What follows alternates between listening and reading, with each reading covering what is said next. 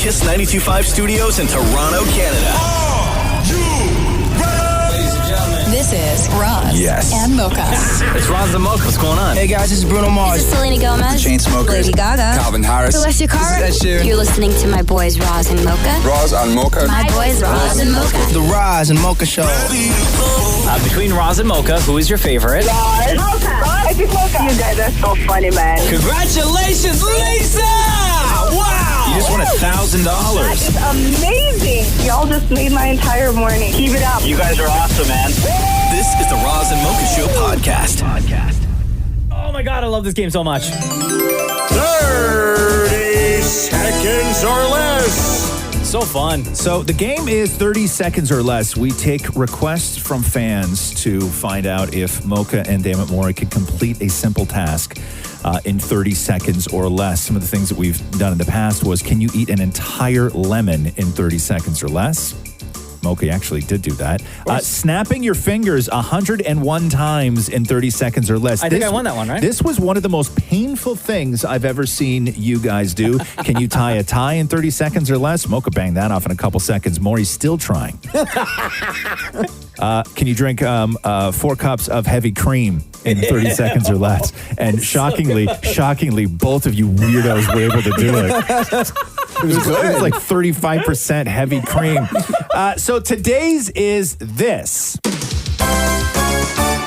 Can you say a word 120 times in 30 seconds or less? And that word is butt.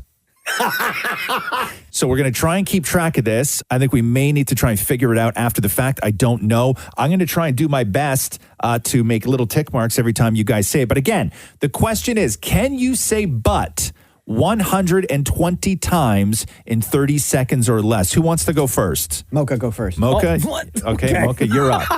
Thanks. Shem, get in here, please, with a pen and a paper, because I'm going to need your help on this.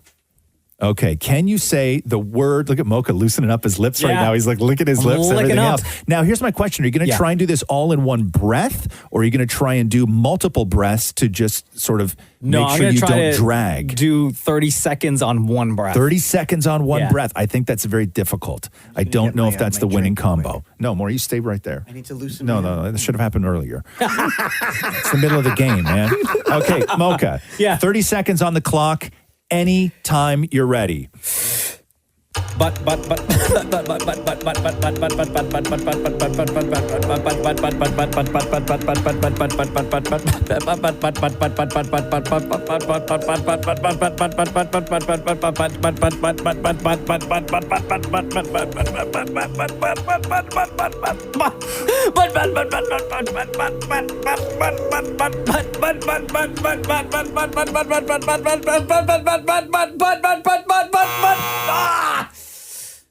Okay. Wow. You tried to do it all in one breath. I know. But then as soon as I laughed, I did that first laugh. I'm telling you, I don't think it was wise to try and do it because you started to really, really drag, right? Okay, Dammit Maurie, you are up. Can you say the word butt 120 times in 30 seconds or less? 30 seconds on the clock, Mocha, and go.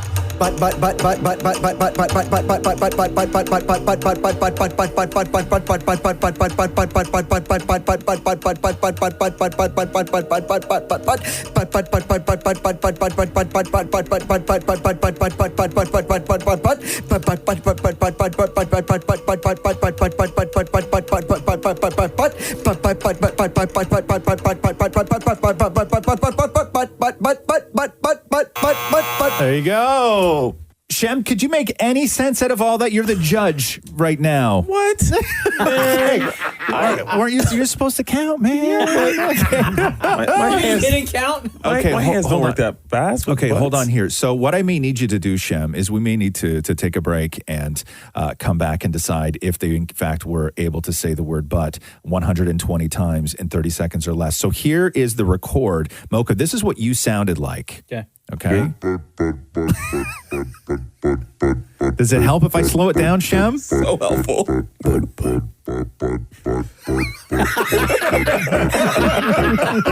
You want to hear Maury's slow butt? Oh, no. Okay. I got Maury fast butt. No, let's do Maury. Okay, let's do Maury slow butt. Am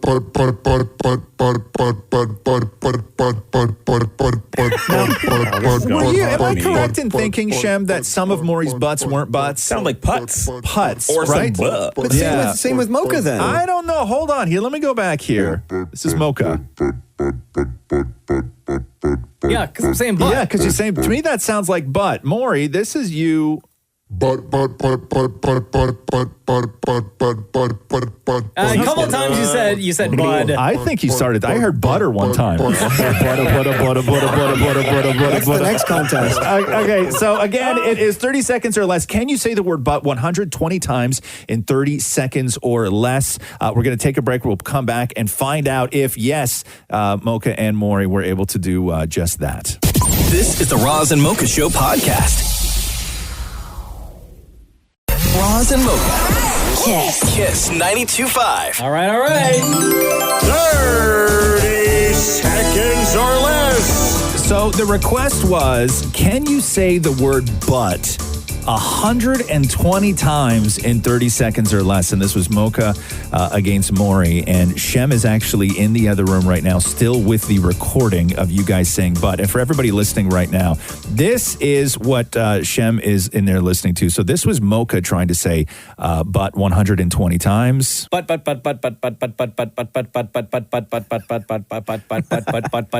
Here, hold on, let me play the slowed down version.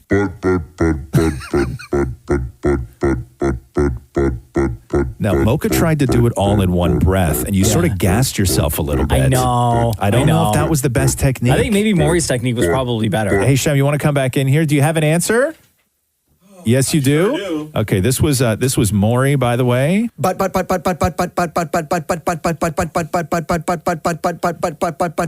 just rolls off your tongue, huh? And here's Maury. Here's Maury's slow butt. 120 times. So a couple times it sounded like he said bud or putts. I heard butter. Shem, how difficult was it to get an accurate reading on whether they managed to 120 times? You know, I've been a judge for a few of these games, and this has to be the hardest one so far. Huh? I have to say, you know, Mocha ran out of breath. Yes, but Maury had some diction issues. Story of my life. A teacher once said that. Okay, so the question, can you say the word butt 120 times in 30 seconds or less? Let's go with Maury's score. Shem. Maury, a very impressive 116. Oh my God! Oh, but still. Oh my God! Still, you failed. And what about Mocha? Again, I had to double check for this. Yes. Mocha, 118. Oh! Yeah. Come on! Wait, who won? It's totally possible. Neither of you won because neither of you completed the task. He said it more. Neither of you won because neither of you completed the task. Oh, no! The question was, can you say the word butt? No, you can't. We're done. We already spent so much time on both yours and Maury's butts today that I don't think we can do anything. And that's how you play 30 seconds or less. If you have a suggestion for 30 seconds or less, text Roz and Mocha now, 925-555. Hey. The Roz and Mocha Show. Podcast. Hey. The Roz and Mocha Show. Podcast. So the question was, which song did you listen to as a kid that scared your parents the most? And you can text us at 925-555. Shem and Maury, come on in here. While they're walking in, do you want me to read you some of the Yes, please. Yes. replies we're getting? Yeah. Friend of the show, Kai, writes in and says, definitely Candy Shop by 50 Cent. Had no idea what it was really about, but my mom would get so upset.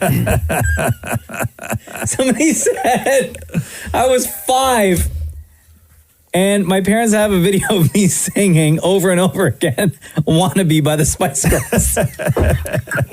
My mom bought me a Kiss record when I was about 4.5, 5 years old. Really? Yeah. Stand by Eminem, or really anything by Eminem, reads another text. One by Metallica, especially the chorus where it goes, hold my breath as I wish for death. Oh God, please help me. Another person wrote in and said anything by Nelly, especially from the Country Grammar album. Yeah. Somebody said "Back That Ass Up" by Juvenile. Again, these are songs that scared your parents. Yeah. Thong Song by Cisco. Yeah. 2 people wrote in and said "Like a Virgin" by Madonna. Oh, yeah, that's a good one. Peter wrote in and said the song "Kim" by Eminem. Somebody else who didn't leave their name. Yeah. Short D Man said my mom hated it. That song? Who sang that? I don't know. Remember that song? Yeah. Oh, no, short man. Damn it, Maurie.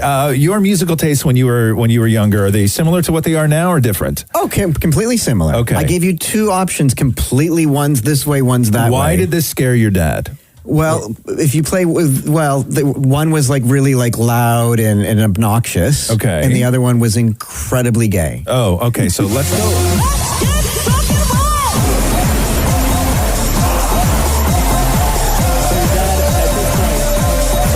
Is this the loud and obnoxious, or is this the super gay? This is the super gay. Oh, okay. So at this point, your dad didn't know you were gay, right? No. Okay. Okay, and then the other one is. Why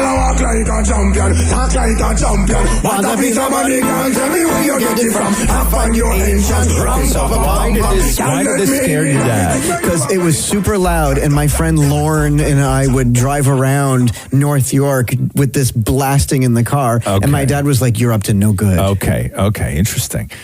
And what was the super gay one called? Let's Get Soaking Wet. That's it. Okay, I get it now. What about you, Shem? This is a safe space, right? Yeah.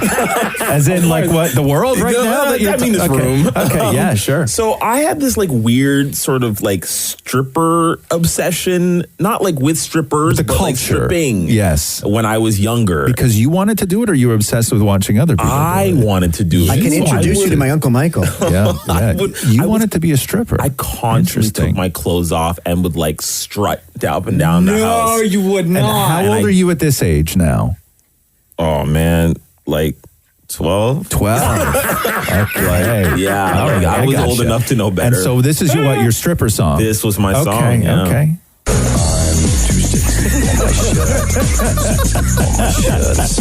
I couldn't help myself, man. Like 12-year-old naked chef running through the house with this song playing. Did you get grounded for this, or what was the punishment for this in the house? Those who don't hear must feel. Right, yes. Look. Okay, You know I the got look? you. I got you. Okay, so Shem was a 12-year-old stripper at home.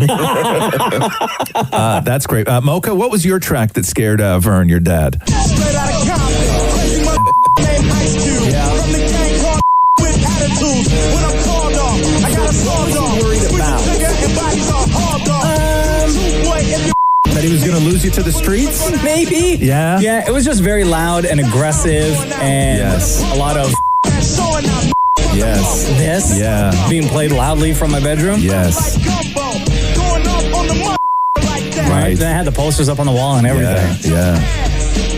So this one wasn't necessarily a fan favorite at No, home. it didn't go over well at the house. No. Yeah, I was really into metal when I was younger, and metal was fine, but a lot of dads, the big fear in the 80s was that parents were gonna lose their children to Satan, right? That you were gonna become a devil worshiper because for some reason metal just had that metal had that reputation that we were all gonna just start worshiping the devil and start doing all sorts of sacrifices and whatnot. And I was always like, no, it's not like that. It's those stories aren't true. Like everything that kids say now about the music they listen to. And then I started listening to Iron Maiden, and my dad was on the couch, and he never said anything. But as the beginning of it was playing, I remember I looked into the living room, and all he did was look sideways at my bedroom door.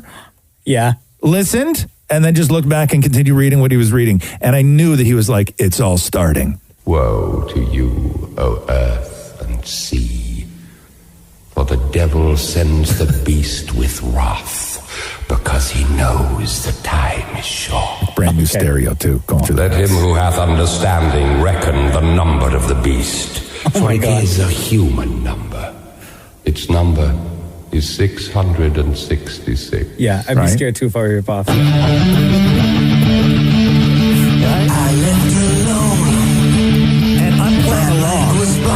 Like I'm standing and I got long hair and I'm like playing along in my room. Like air guitar or no, real guitar? Oh my God. Yeah. And then this part. He looked again. So mine was Number of the Beast by Iron Maiden. That was my track. Two more texts to read to you that we got. Yeah. Songs that scared your parents. Somebody said, Color Me Bad, I Want to Sex You Up. Oh, yeah, definitely. That person said I was 8 years old. Yeah. Oh, no. Oh, no. Somebody else just wrote and said, I got in so much trouble for singing Shaggy, It Wasn't Me at school. This is the Roz and Mocha Show podcast. It's a day to celebrate as we do every single year. What day is it? Well, it's the year 5781, Roz. I didn't say, so what year is it should have been my question.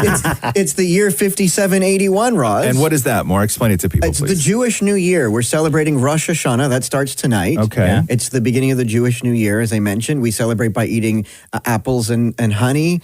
We eat fish heads to symbolize... Do you or are you supposed to? You're supposed to eat You fish don't heads. eat fish heads. What are you eating tonight, though? Oh, like hamburger and fries, right? And that's the thing. Like every year I go to my grandmother's, but this year everything's virtually. Right. Virtual. Yeah. Yeah. There's no way Matthew's going to sit down and have a fish head with you. No, not at all. I love you and all, but like, you know. Yeah, we will pay double that surcharge for Uber Eats tonight. All right, So what, explain the shofar. So this is to sort of ring in the new year. And it is a what? It's a ram's horn. I bought this one in Israel. Okay, so you have a ram's horn in your hand, and it's not huge. Is that like normal size? No, they go quite large. Oh, they do? Like you can get a huge horn. I much prefer this particular smaller horn. Yeah, okay. It's just easier to blow. It's easier to handle, right? Yeah, okay, cool. I gotcha. Okay, so what's the process here? I think historically... Tradition on this show is Mocha will say the calls, and I will do the blows. Okay. Hold on. Let me see the shofar. Yeah. What? There's no way to cheat blowing the shofar. No, I know, but I think there's a way to alter it. What do you mean? You blow in this end, not the big end. No, I know, but because of COVID and... I'm the only one that's ever blown this. No, I know, but like you blow from the bottom and it comes out the top, right? Yeah, but it's going to go like up. So... Okay, don't point it at me. Don't point it Hold at on. me. Don't you... No, let me get my mask on. Hold on. Yeah. I got a mask up. No, I have extra protection for Maurie too. What are you doing? I can't blow through a mask. No. You're not going to Hold blow on. through a mask. Hold on. Because of all the particles and stuff. Yeah, okay. I'm all masked up. I brought a Ziploc bag. Yeah. Yeah. So you're going to put this over the top of the shofar. Okay? Yeah. 2020 please. version. Please do that. There you go. There you go. Thank you. Right? Just got to keep everybody safe. Man, if that bag comes flying off there because he's blowing that thing too hard. Hold the bag. Okay. Okay, ready? Here we go. Okay, go. Tequila. Hold on. Hang on. Oh, are you going to pass out? You look like it. Wow. So the description I have here is when I say tequila, it's supposed to be one long blast. Okay, go. Maury, give it one long blast. Okay, moving on to the next one. Okay. This one, you're supposed to give 3 broken sounds, okay? Yeah. Yeah. Shevarim!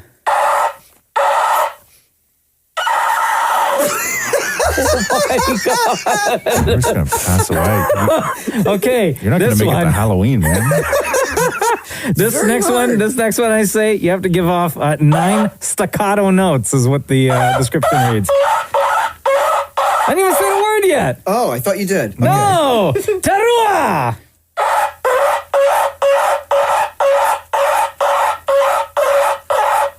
Wow. That was 13 or 12. Okay, now this is the big one. You ready for the grand finale? Damn it, Maury. Okay. Tequila Gadola! Oh.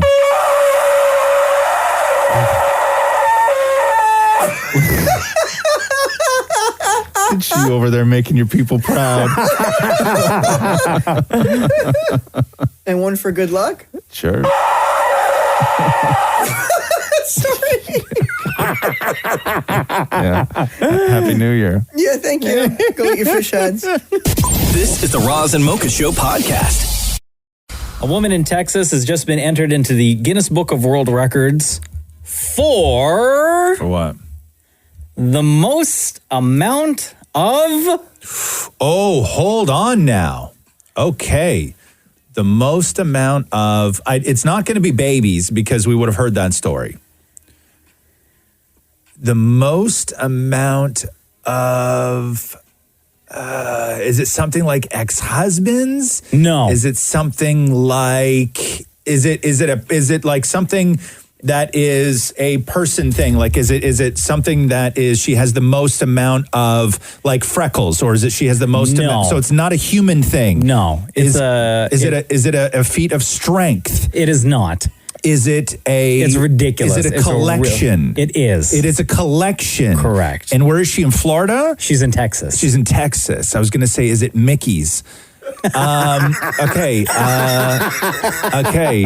Like, is it like she ate the most amount of ribs? Is it like something like that? No. You want me to She's tell you? collected something. Hold on now. You're gonna hate yourself for thinking about this too much. Okay. Is it like hair? Does it have to do with hair? Like a ball of hair? No. She has the most. No. Okay. Maurie? Cats. Cats. No. That's a human. That's like a living thing. No. So this is a collection. Yeah. Oh, underwear. Nope. Oh, okay. She has the most. Hold on now. What would be a Guinness World Record? Because they take that stuff seriously, right? Nail clippings. Nail clippings. No, not nail. That's gross. That's so gross. Okay. So it's Imagine not. she had like a Ziploc bag full of clippings. Okay, so it's not nail clippings and it's not hair. No. Okay. Can I just tell you? Yeah. Lip balm. What do you mean? Like actual lip balm. What do you mean?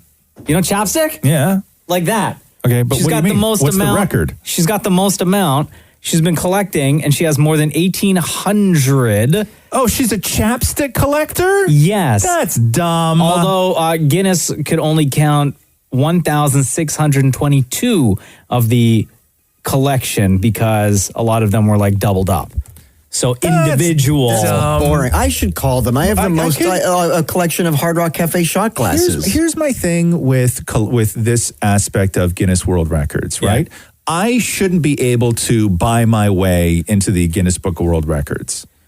Right? What do you mean? What are the parameters? Like, did she actually have to go to these places and collect them? Or could I just drop $2,000 tomorrow and beat her record? No, well, she said she's been collecting since she was 11 years old. Whatever. I could start collecting tomorrow. When she said her aunt used to collect Pez and had this massive collection. And then she was like, well, I want to do something like that. So her thing was collecting lip balm. And then she had so much, she had to build like custom shelves to display all this. First of all, nobody wants to see your collection of lip balm when you go into somebody's house. You know what I would say if I saw her collection? What? It's the bomb. Yeah, nobody wants to see you just stop showing off your lip balm collection. Nobody wants to see that. I shouldn't be able to buy my way in though.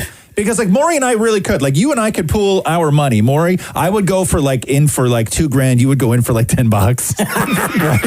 Like if we pooled all our money together and you and I could buy this record by Monday. Yeah, but she has some that are probably unobtainable. But that's not the point though. It's the number that she has is the record. It's not that she has the rarest collection of lip balm. It's she's amassed the most lip balm. 1,622. So like I could buy the most amount of rolls of toilet paper. Correct. Yeah. Why couldn't you? I don't think you should be allowed to buy your way into the Guinness Book of World Records. Then there's so many people that would be kicked out. Right. Let's go for the toenail clipping one more. Me and you. Gross. No. Here we go. The Roz and Mocha Show Podcast. All right, guys, I am here for this. I'm ready. How did Shawshank get that reputation of being like a dude movie? You know what I mean? Because I think it's kind of sweet. Like it doesn't really strike me as like a bro movie, but it is. Like Shawshank just became like top 3 bro movies of all time, which is wild to me. Camaraderie, friendship, maybe, yeah. The closeness, that relationship between all the dudes. Yeah, I guess. I guess. I don't know. It's like the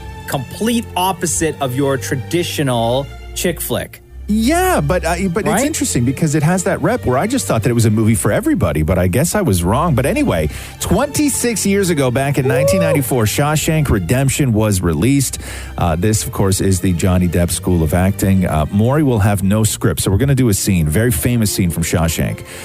Mocha has a script in front of him. Maurie has no script. We're going to do it Johnny Depp style, where Maurie has an earpiece in his ear, and I'm going to read Maurie his lines. So that's how the scene is going to play out. Mocha, you get to be Red.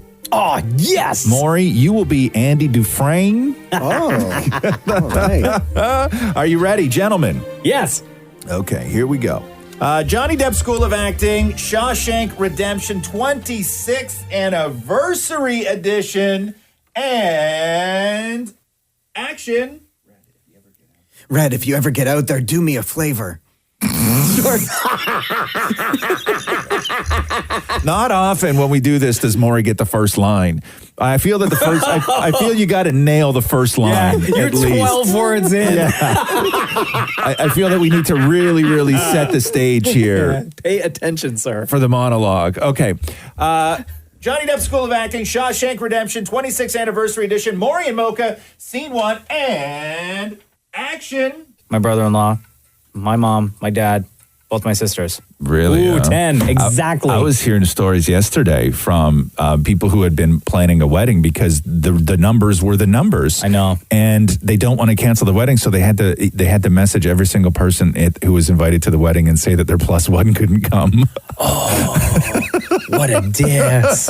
Well, guess what? I just told you my 10. Guess who's not coming to Thanksgiving dinner? Oh. My sister's boyfriend. Oh. Sorry, gotta follow the rules. Here we go. The Roz and Mocha Show. Podcast. You need to have good people in your life. Like, you need to make sure everybody in your life is a good person. Because Michael Jackson had terrible people in his life. We know that, right? Yeah, like, we know sure. that Michael Jackson had terrible people in his life. Mm-hmm. And we know that his family wasn't the best. And you just, like, surround yourself with people who you hope have your best interests in mind. And there's never been a story that involves Michael Jackson and somebody who was close to him where I then read it and go, oh man, you know what? That's a really good thing they did. Right? Oh. You never do. Okay. You never hear. But you found one now? No, I found the worst one possible. I thought you were going to help restore my faith in humanity. No, I'm going to ruin it. Great. Okay, so Michael Jackson's cousin. Okay? Cousin Jackson. Marsha Jackson? Yes. Okay. I don't know what her last name is. I'm assuming it's Jackson. Well, let's just say it's Marsha Jackson. Marsha Jackson apparently went into Michael's room after he died. I didn't even know there was a Marsha Jackson. Okay. But I know if I did have a cousin named Marsha that was in any way like this, the woman wouldn't even know where I live, let alone be able to get access to my bedroom, whether I was alive or dead. How dare you, cousin Marsha? So she's trying to turn a buck, right? Of course. So what she did was she went into Michael Jackson's room and took like the propofol tube that was in his arm when he died and stuffed it in her part. Listen to her. Listen to how proud she is. No. Listen to how proud this woman is. Listen. Shortly after Michael died, I went to the house. I was able to go in and go to the bedroom. This was over by the stand. And what I did, I took it and put it in my purse. This actually belonged with Michael Jackson. It had some white, like milk fluid inside of it, which later on dissolved. But this is actually Michael right here, DNA. That's what made me grab it, the blood. And this is one of the IVs, the last one actually that he had in his arm when he died. Oh my God! Right? Come on! Yeah, sitting there listening to Freebird. Come She on, wants cousin Marsha. She wants $2,500 for it too.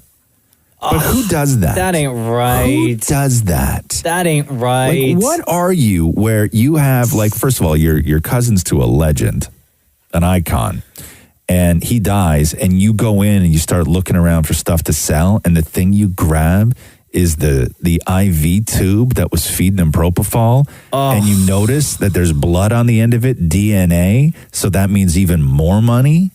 Like, what is the matter with That people? is disgusting, and you're a despicable person. And I don't know even where you sell something like that. Like, who allows you to sell something like You that? can't put that up on eBay No, or anything. I don't think you can put No that stuff on. auction house is going to say, yeah, we want this. No, weirdos. Like, then you're dealing with, like, the dark web weirdos. Yeah. Right? I don't even think you can put that up on, like, Kijiji. No, I don't think you can. But it still has. But yeah, I think you're right. Dark web. Yeah. Or like who wants people that though? But what do you or do just with like that? regular like people maybe like DMing her or something. Who buys like that though? Like, what are you going to do with that? Someone will. Some whack job. A bunch of people will want to buy it, and then the offers are going to go up and up and up. Yeah, but you need good people in your life, man. He had terrible people in his life. I honestly The thought when worst. you started this story, it was going to be a feel good. Like, yes, I found one story about one person that was really good to Michael Jackson. Yeah, I'm going to find a story about somebody who treated Michael Jackson with compassion. Okay, good luck. Roz and Mocha's Fix My Life. What advice can you guys give me? Okay, so my question is... Got a problem you can't fix? Roz and Mocha got you. Hi, Julia. It's Roz and Mocha. How are you today? Hi, I'm good. How are you? Good. How old are you? I'm 24. Okay, perfect. So Julia Rose says, Roz and Mocha fixed my life. For the past 3 years, I've been in a wonderful and loving relationship with my boyfriend.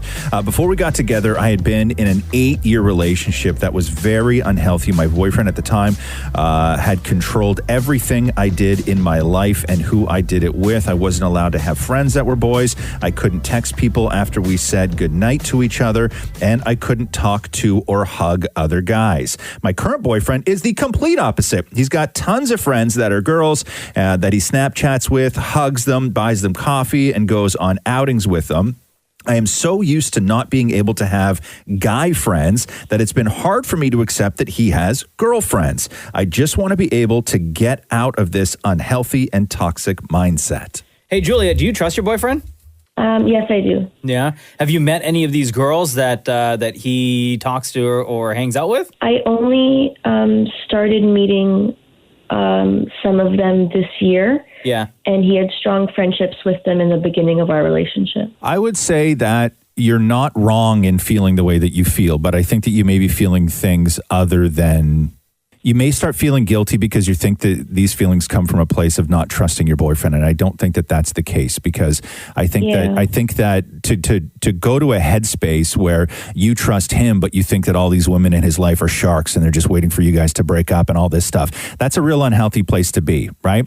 So it's not always about trust, and it's not always about messing around. So there's no harm in saying, I'm kind of uncomfortable with the idea that you maybe share secrets with people that you don't tell me. I'm uncomfortable that maybe you have a different kind of relationship with these women, that you rely on them for things that you don't give me the opportunity to be there for you in those same situations. And you and that's not about screwing around. Like, that's not about infidelity or affairs. Like, that's not a trust issue. That's just your comfort level with the people that he's surrounded himself with and where you fit into that world. So I think that if you're going to have this conversation, because normally guys in this situation, when the girlfriend is like, hey, I'm kind of uncomfortable that you have, like, you know, girlfriends in your life, their immediate reaction is going to be, what, you don't trust me? Yeah. Right? And it's not about trust. Okay, it's not about trust. It's about the comfort level and moving forward with what you guys are trying to build together. And I'm with you in the sense that I don't have those relationships in my life. I don't have women in my life that I have special relationships with, regardless of how long they've been in my life, that I maybe sit on the phone with them and confide in them and tell them about my problems and I listen to their problems. I don't do it simply because, one, I just don't have that life, but also that's what Catherine's in my life for. Yeah. You know, is he doing that though, Julia? Is he like, when he's with you, maybe like on the phone with one of these girls at the same time? There was a time a couple weeks ago that I saw him Snapchatting one of his coworkers who's a girl. Yeah. And it's like he has all these inside jokes with them. And then when I saw that, like, my boyfriend is naturally flirty. And he's super friendly, and he always makes these faces that are very charming. And I know that he doesn't mean to do anything to get a girl's attention. He just naturally does, if that makes sense. Sure. When it rains, absolutely. Have you said that to him? Have you said anything to him? So we have talked about it before. Yeah. And I felt really bad because this girl that he was really close with at work, who he said he felt like was a little sister that I was really upset about because he was hanging out with her and wasn't telling me that it was a girl. I told him I was uncomfortable with that, and he actually stopped being her friend, and I don't want that. I don't want him to end these friendships that some of them he had before we met. But I don't know how to get him to understand how I'm feeling without, like you said, without him thinking I don't trust him or anything. Does he know about your past relationship? Yeah, he does. Oh, okay. He knows about it very well. Oh, okay. And he understands. Like he says, I completely understand where you're coming from because of how manipulated I was in my past relationship. But I think that a lot of it stems from insecurities because I feel like all of these other girls can give to him stuff that I can't, or that they look certain ways that I think he might want instead of because of how I look and just kind of stuff like that. No, that's fair though. I think that you articulate all of this to him and make sure that when you go into this conversation that it isn't about you not trusting him, thinking that he's going to be messing around with you, because that's not what this is about. It's about you having a place in his life that is on a level above the relationships that he has with other women, meaning you don't want to feel like you only are able to fulfill a portion of what he needs, and therefore he needs to seek out the other wants, the other needs that he has in his life from other people, right? That puts you in a really, really terrible position, and I don't know if you'll ever get over that, because you sort of need to feel whole. You don't need to be his absolute everything, because I think that that's a little bit unhealthy as well, but I think that he needs to give you the opportunity to be as much as you can be. And if he has sort of divided up all of his needs in life in between other women and you're just a part of that, I don't think that that's fair either. I think that when you're in a committed relationship, the conversation of boundaries should not be a volatile conversation. The conversation about boundaries should be, from the heart, where you guys can speak honestly with each other about how you feel with how the way that he interacts with the other women in his life. I don't think that that's a problem. I don't think that should be a problematic conversation to have. I actually think it's a healthy conversation to have. Mm-hmm. All right. Thank you, guys. I appreciate it. All right, girl. Okay, you take care. Thank you. You guys too. Roz and Mocha's Fix My Life on Kiss. Too many people out there doing too much for social media. So be careful, everyone. As I tell you the story of a woman in the UK who was in the car with her friend was driving, and this woman was sitting in the passenger seat and started hanging out the passenger window on a busy highway. Idiot, yeah. For a Snapchat video and fell out of the car onto the highway. Of course. She didn't get hurt. She didn't get killed, thankfully. She didn't get hurt? Or she didn't get killed? She didn't get killed. She didn't get seriously injured. Like, she wasn't hit by a car or anything like that. Okay. But traveling on a very busy highway, hanging out the window, all for Snapchat. I stepped the wrong way off a curb. I feel it for a week. You know what I mean? You know when the drop's a little bit more than what you thought it was mentally? Twist an ankle on my way down, man. And listen to this, something I didn't know. 259 people worldwide died while taking selfies between 2011 and 2017, according to a study published in the Journal of Family Medicine and Primary Care. Researchers found that the most selfie deaths occurred in India, followed by Russia, the US, and Pakistan. Most of the victims under the age of 30 and were men. Yeah. Most of them were dudes under 30. We do stupid things.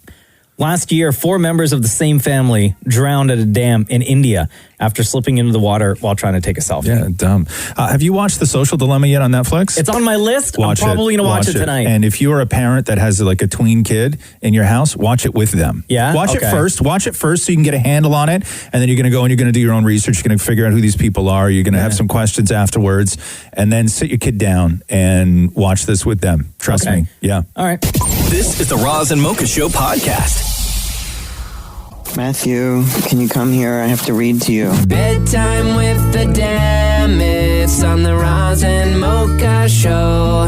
They frolic in their underwear in downtown Toronto. 2 men who are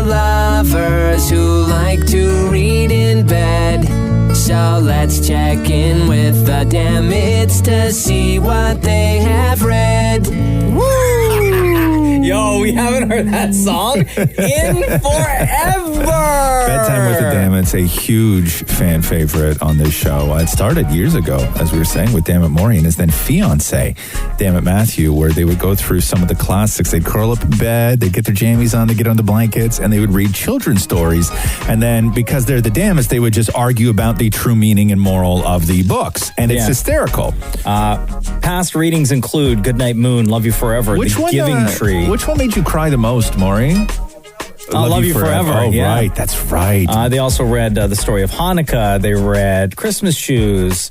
Oh, God. They read one called Just Me and My Mom. Isn't that one where she dies? Christmas Shoes? Oh, yeah. Spoiler alert. So the latest one. Spoiled Christmas Shoes. The latest What one do they got now? is by LeBron James, NBA champ, LA Laker, superstar. #1 New York Times best-selling book is called I Promise. And this is what the Damnits decided to read and therefore discuss. Matthew. Oh, no. No. That's what you've been doing in here, getting ready for a bedtime story? Yes. How else are we supposed to sleep unless I tell you a story? Oh, God. Today's book is called I Promise by LeBron James. Okay, wait. I know that name. LeBron James. I think he's a basketball player. Don't even ask me for what team, though, because I don't know. Neither do I, but you're right. I promise to work hard and do what's right, to be a leader in this game of life. I know we're like husbands, but your like head is like so close to my head right now. We look like Siamese twins. Can you please, I have to read. Boundaries. I promise to work hard and do what's right, to be a leader in this game of life.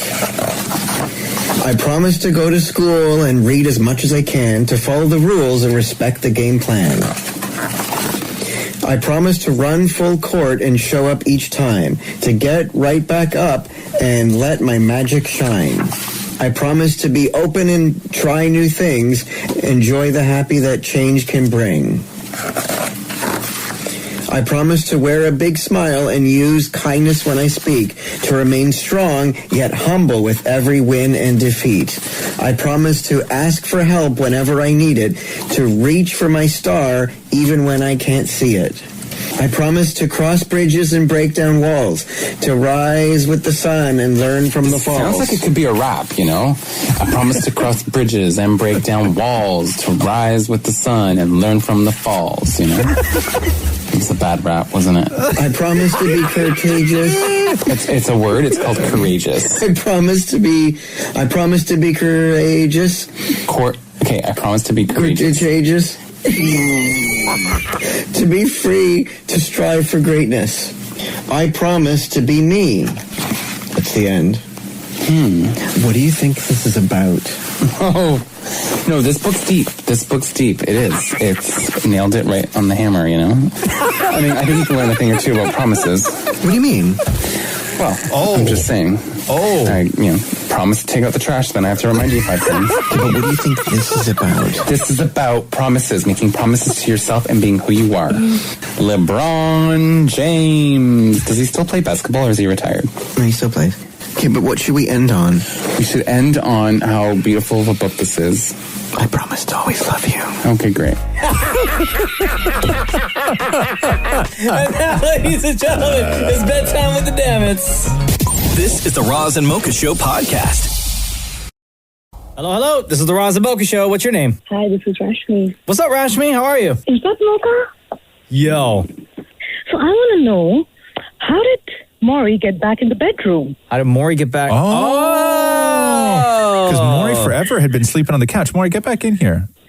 Yes, because Maurie and Dammit Matthew, his husband, they got a dog at the beginning of the year.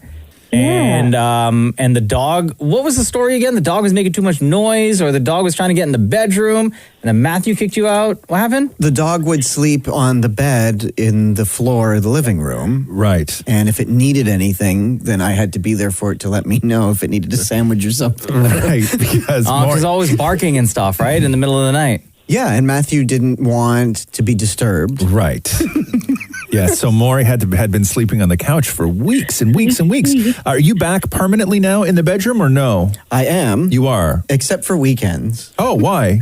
Because on weekends.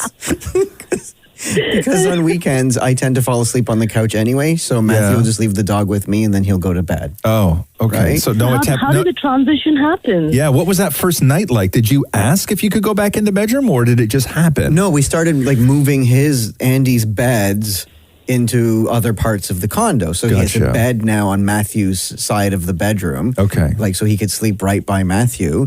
And so I figured, well, what the hell? If everyone's in the bedroom, I must well go back in the bedroom too. So hold on. So Andy, the dog was invited before you were to come and sleep in the That's bedroom? right, because Matthew wanted the dog near him. Wow. Because they're the best of friends. Now, did Matthew and Andy the dog, did they sleep in the room, in the bedroom before you were allowed to go back in? No, or was it like night one with Andy in the bedroom, you were also in the bedroom? I was also there. We all moved back Yeah, well, in. who's going to get Matthew a sandwich if he needs one in the middle of the night? Yeah, true. You know, Andy can't do it. So you're back in, and how's that been for you? It's not bad, except Matthew goes to bed super late. He goes to bed at like 2:30 in the morning. Right. And the thing is, he'll talk to Andy and wake me. Like he'll be like, "Okay, I love you. Okay, bed, go to bed. Okay, go to sleep. Does he show more affection towards Andy than he does to you? Yes. Okay, I didn't even finish my sentence. Like, do you get any of that before he falls asleep? Like, does he lean over and tell you that he loves you? No, there's none, no. He uses all his love on the dog. All of his love on the dog. Last night they were cuddling on the couch. There was no room for me. Oh, no, where'd you have to sit? Like on the floor? No, I slept on the chaise. Yeah. Oh. And now, like, your dream, we've said forever, your dream since you started dating Matthew, and then eventually got married, was to always get a dog. Yeah. And you kept getting shut down every single year, and now you finally got the dog, and that dog didn't even love you. And we discussed divorce once, like what would happen. Who did? Matthew and I. Okay. Like if like, you know, we joke sometimes, like, oh, you know, if I ever got divorced. Hysterical. Right? And Matthew said that he would keep the dog. Yeah. He would get the dog. He would get the dog? Yes. But I would have to keep paying for the vet bills. So there you go, Rashmi. There's the answer to your question. Amazing. Thank you, guys. All right. You have a wonderful day. You too. Bye-bye. This is the Roz and Mocha Show podcast. Two-night finale of America's Got Talent on City. Tonight is night one. The entire country will be paying attention, Roz, because of this young lady who has just captured like all the judges' hearts. Roberta Battaglia, only 11 years old, has a voice like this. It's time to let them know.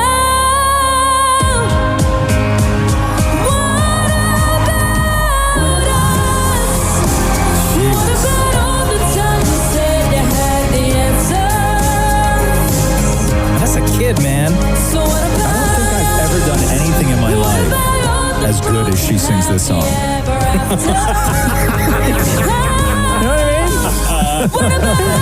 Incredible. She's 11. She's from Canada. $1 million up for grabs this year, too, on AGT. Oh, man, and we are such big fans of her. Roberta Battaglia, welcome to the Roz and Mocha Show. How are you? I'm good. How are you? Hi, Roz and Mocha. Hello. How are you feeling right now? I'm feeling so excited. I'm feeling so amazed, shocked that I'm in the finals at AGT, and I just feel so excited to perform again.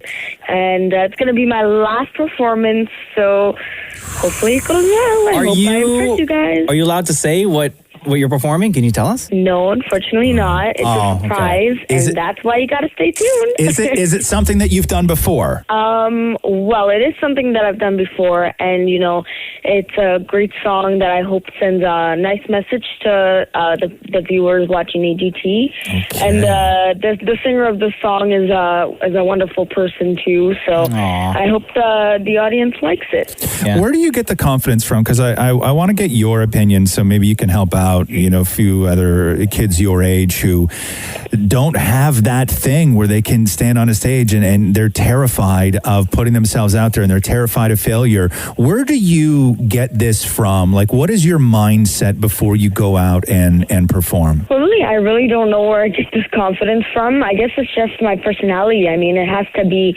a very positive one, and you always have to go with the mind. Like, determination is a really big thing that you have to have in life. life. Yeah. I was really determined to go on AGT, and I wanted to chase my dream, and here I am now, and I'm in the finals. So it's really important to be here. I feel really grateful. And never be afraid of failure. Never have any nerves. Just go on the stage and do your best. Roberta Battaglia is on the Roz Mocha show. She's a finalist on AGT tonight. On City TV is night 1 of the 2-night finale. How much does the winner get? What's the grand prize if you win this whole thing? $1 million. And all the finalists go to Vegas. So right now, girl, you're too young for Vegas. Already. No, you're too young for I'm Vegas. really lucky for you're that. too young for Vegas. Your parents can enjoy that trip. Trust me. So while you're out there for AGT, where are you and your family staying? Well, we're staying at a hotel here in Universal in Universal City, and it's really, really fun because it's at Universal Studios. So this year it's a change because usually the live shows are done at Dolby Theater in Hollywood, but we are still in Hollywood, and it's a big change, and change is good. So what are you guys doing with when you're there at the hotel? Like, what are you doing throughout the day when you're not doing AGT stuff? Like, do you get kind of like the run of Universal, or do you have to stay isolated in your hotel? Well, there's a few days of isolation, and then we start with rehearsal. We start with choreography, song choice, filming, interviews and press and stuff like that. So it's really, really busy. There's a lot of hard work behind it. And, everyone's been working really, really hard. So. I hear you didn't mention any of the Zoom classes that you have to do for school in your busy schedule. Yeah, well, I will have to start doing that as well. School is starting to... Hey, Roberta, are your folks there? Oh, my parents are here. Can we talk to one of them real quick? Well, they want to talk to you, Mom and Dad? Yeah. Hi, Roz. Hi, Mocha. Hi, Mrs. Battaglia. How proud are Gabriella. you? Gabriella. What's this journey been like for you and your family watching Roberta go through the AGT process? Well, it's been so surreal, overwhelming, just to see your daughter going for her dream, really. It's been just a fantastic experience just to see her up on stage, knowing that this was a dream come true for her. And she's so determined, and we are very, very proud of her. Just between the three of us, if she does win all of this, and it's $1 million, how much does she get right away? How much did you guys keep until she's much older? Have you guys had that conversation of, listen, if you win all this, of course you're going to get some, but what's that sum? What's that number that she gets to piss away right away? Well, we don't know yet. She keeps saying that, yes, I want to help Mommy and Daddy, but most of it will go away for her, for schooling, studying vocals, piano. But, we still haven't planned all of that, and we're just living day by day, so we don't know what's going to happen, right? So. God, you guys are all so incredible, and I know that as parents, we try and protect our kids from, just failure and embarrassment and all of this stuff, and to just see how she goes out on that stage and just crushes it every single day, it's so huge that you guys have just built this human that is capable of that and has just captured everybody's, hearts and imagination, and, her courage is infectious, and I think that you guys are a hell of a set of parents, and she's a great kid, and just the best of luck. She made it very easy for us. Let's just say that. Can we say one final thing to Roberta? We can. You can. Hold on. Thank you very much. And we love you guys. We love you. We love you right back. Okay. Hi, guys. Okay, so listen, you are going to kill it on that AGT stage. You have no idea how proud we are of you. The entire country is behind you. And just go out there with the confidence that you have, with that voice that you have, and just show the judges who you really are. Yeah, thank you so much. Thank you, Mocha. Thank you, Roz. You got it. Roberta Battaglia from AGT, everybody. Good luck, and we love you. Oh, we love you too. Bye. This is the Roz and Mocha Show podcast. Hey, it's the anniversary of Friends today. Huh? The anniversary of Friends, 26 years ago. Oh. 94. Friends debuted on NBC. Yo. Ran for how many seasons, Mocha? How long was Friends on the air for? How long do you remember it being on the air for? like 8 or 9. Yeah, 10 years. I still 10. watch it every day. You do? Every. Yeah, like, you know all what? day. My wife loves Friends. They rerun it on like every channel. A bunch, like 3 different channels. Really? Yeah, they run it on 3 different channels, and she'll still like have it on in the background. Yeah. And she watched the entire series 3 years ago when our son was born, and she was just like in the nursery all day. Yeah. And all night. Yeah. And she had it on Netflix. Really? Yeah, I've read but 3 books on Friends too. I can't relate to it anymore. I No. find there's nothing interesting in Friends. There's still some for funny me right parts. now. I don't have that much of an attachment to it, but I will say Mainly because they don't drink. Yeah. They drank once when they went to Vegas in that episode. And then you remember when they introduced one character who drank, and it was supposed to be a teachable moment for everybody when they had Fun Bobby. Right? You know what I mean? It's supposed to be like this big, like, oh, drinking's bad. But I'm like, you're telling me that there's like 6 good-looking 30-somethings all living in New York in the 90s and none of them drink? I know. Only coffee? Right? That's it? Like, I understand we were all drinking coffee because the coffee shop was all the rage back then. But really?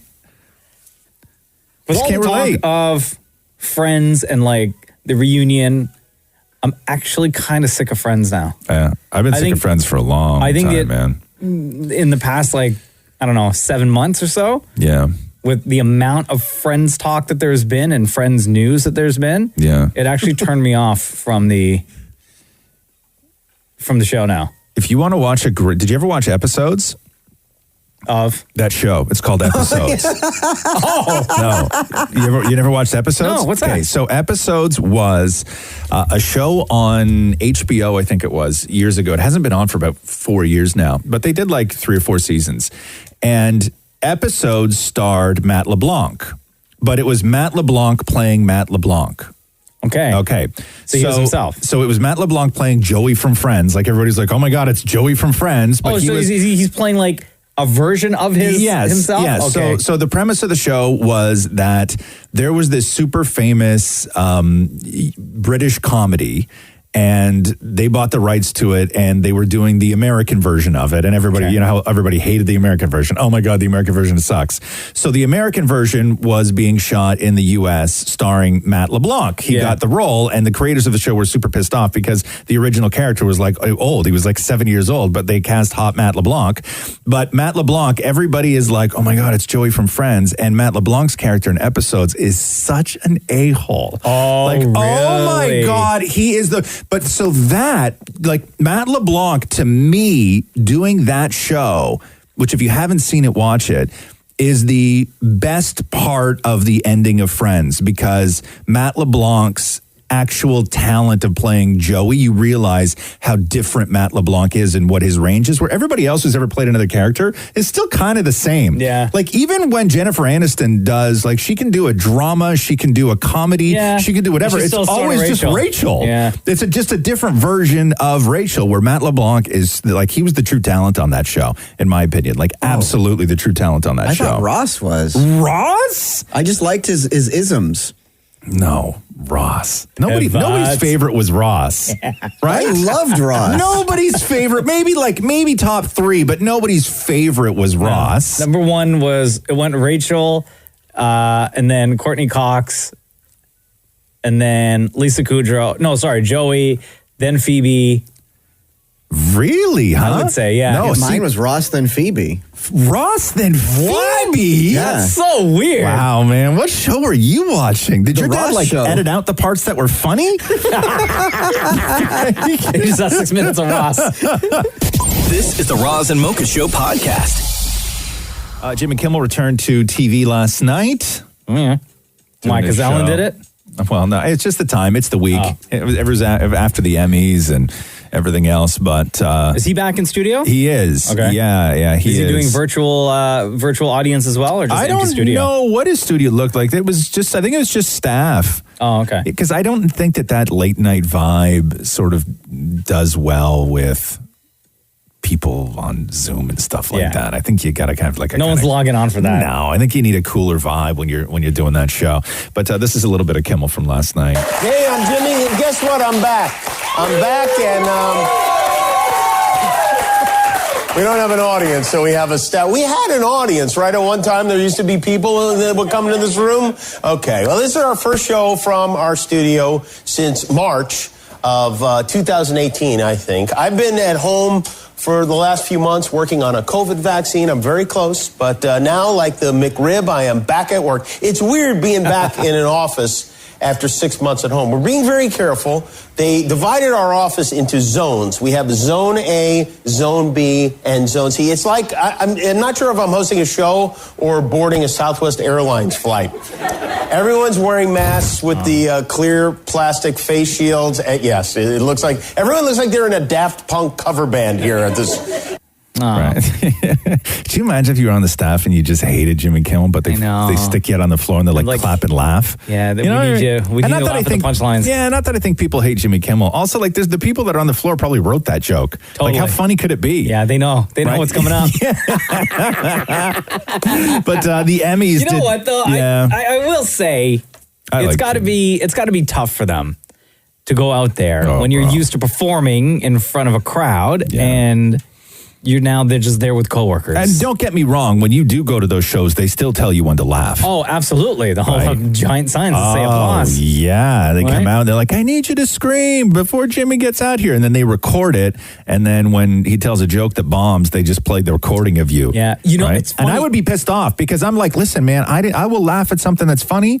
But don't play recording of me laughing earlier about something that actually was funny when something's not funny. Like, that's not right. Yeah, you're lying to the people. Yes. When we went to see Fallon, we went to Fallon in New York, and it was the same thing. It was like a floor producer, whoever came out and was like, okay, before Fallon comes out here, you guys are going to be animated, you're going to be loud, and this and that and this and that. And then at one point during a break, they recorded us like Jimmy wasn't there and the band was just like chilling. Yeah. And they recorded us all cheering and like shouting and woo! Yes. And people do it because you with the possibility of maybe being on television or you just want to take part. Like everybody just buys into it. As soon as you walk into those studios, everybody just buys into it. That was me. Are you kidding? Did you? They sat me in the aisle. Yeah. Jimmy walked by. Yeah. And he was like, hey, how you doing? I was like, Jimmy! Yeah, I know. What's up, man? My wife and I love you. Shook his hand and everything. Everybody buys into it. Everybody. They could have said to you, okay, so Mocha, here's what's going to happen. What's your name? Mocha? Okay, cool. Where are you from? Toronto? Oh, yeah, Toronto. Okay, so anyway, what's going to happen is when Jimmy walks down, I need you to take the guy beside you. And you're like, okay, that guy in the wheelchair, like he's like 80. Okay, I need you to grab him, put him on your shoulders, and start dancing down the stairs. And you'd be like, that sounds dangerous. Ladies and gentlemen, Jimmy Kimmel. And you would be you would have a guy who's Get over here, Wheels. Yes. We're going down there. We're going to dance. Yes, like everybody just buys into it when you're in that environment absolutely. Of a television show. And it's so wild. I bought into it. This is the Roz and Mocha Show podcast. Welcome to the first day of fall, everybody. Yeah, it's happening today, huh? This is it. In order to celebrate the first day of fall, Dan and Maurie decided to make some cold calls right across the country. Okay. In an attempt to lift people's spirits and tell some fall jokes. Oh, is it because we're depressed that fall's cut? It's getting darker earlier. I know that's a little depressing. I know. I don't like that part of it. Okay. So this is part of the reason why Dan and Maurie wanted to try to cheer people up. Hello? Hi there. It's Maurie from the Roz and Mocha Show. Hello. How are you, sir? I'm very well. How are you? Oh, my goodness. Happy first day of fall. Thank you. Same to you. Okay, I'm going to do my intro first. Hang tight, and then I'll tell you a joke, okay? Stay right there, okay? Oh, no. Right. Okay, here we go. Roz, what are you talking about? I've been falling for you for years. If these fall puns won't leave you smiling, oh, gourd, fall is here. You better believe it. Hi, are you ready for a joke? Yes, I am. What is the cutest season? I don't know. Autumn. Oh, your joke was terrible. Oh, wow. Hello? Yes, my man. Happy first day of fall. I've got a joke for you. Why? Because it's the first day of fall. Are you excited for fall? No, I'm not excited about fall. Why? Fall is fabulous. You know, pumpkin spice lattes, fireplaces, cuddling up with the one that you love. I do not drink caffeine. Would you like a joke? Maybe that'll make you less crusty. Sorry, I'm just gonna hang up. Well, let me tell you the joke. Oh, hardcore. Hello? Hey, it's Maurie from the Roz and Mocha Show celebrating fall with a joke. Oh, no, I haven't got the time for it, Maury. Thank you so much. You don't have for a quick joke, a very quick joke. Thank you so much for calling. Okay. Oh, so polite though, at least. No, not at all. Hello? Happy first day of fall. Same to you. What did the tree say to autumn? Have no idea. Leave me alone. Did you like that? Yeah, it's quite nice. Hello, who is this? What do you call a tree that doubts fall is coming? I am unaware of the answer. Okay, it is in disbelief. Yes, but they're spelled differently. One is spelled L-E-A-F, the other is spelled L-I-E-F. Okay, happy fall.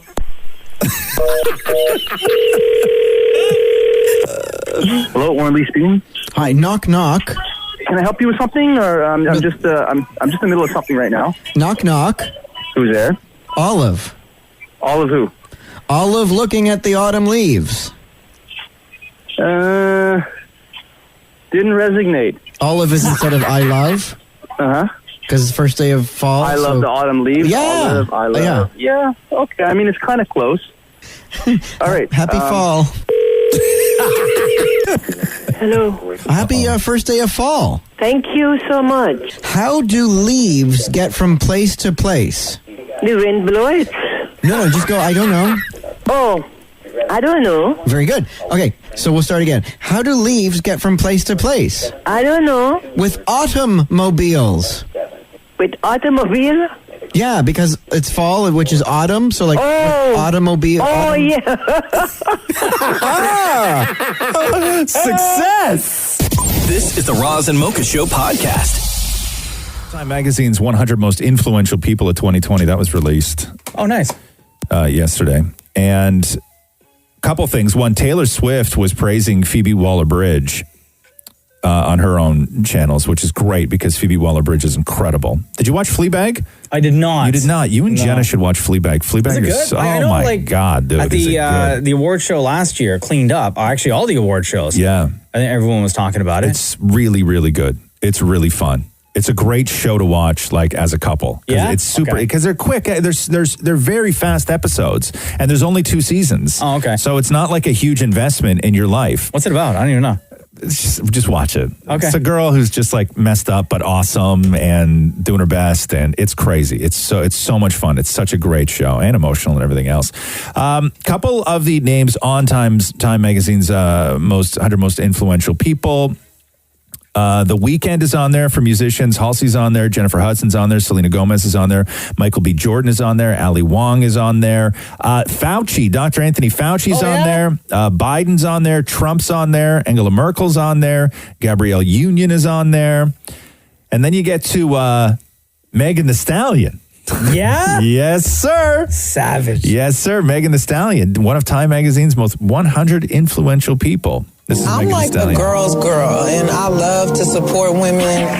When I was younger, I only hung around my grandma, my aunt, and my mom. Like, I didn't really hang around a lot of kids for the first 8 years of my life. My dad was in jail.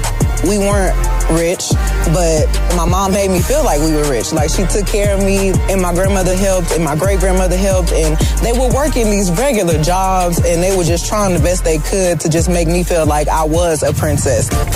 If you have an issue with what I'm saying, don't listen to it. Tune out, because I didn't ask you to tune in. I love, the fact that we have so many women in music right now. So, I just feel like it's better to work together because we could really just take over all of this. Oh, man. All right, there you go. Megan Thee Stallion, one of Time Magazine's 100 most influential people of 2020. I love her. Here we go. The Roz and Mocha Show Podcast.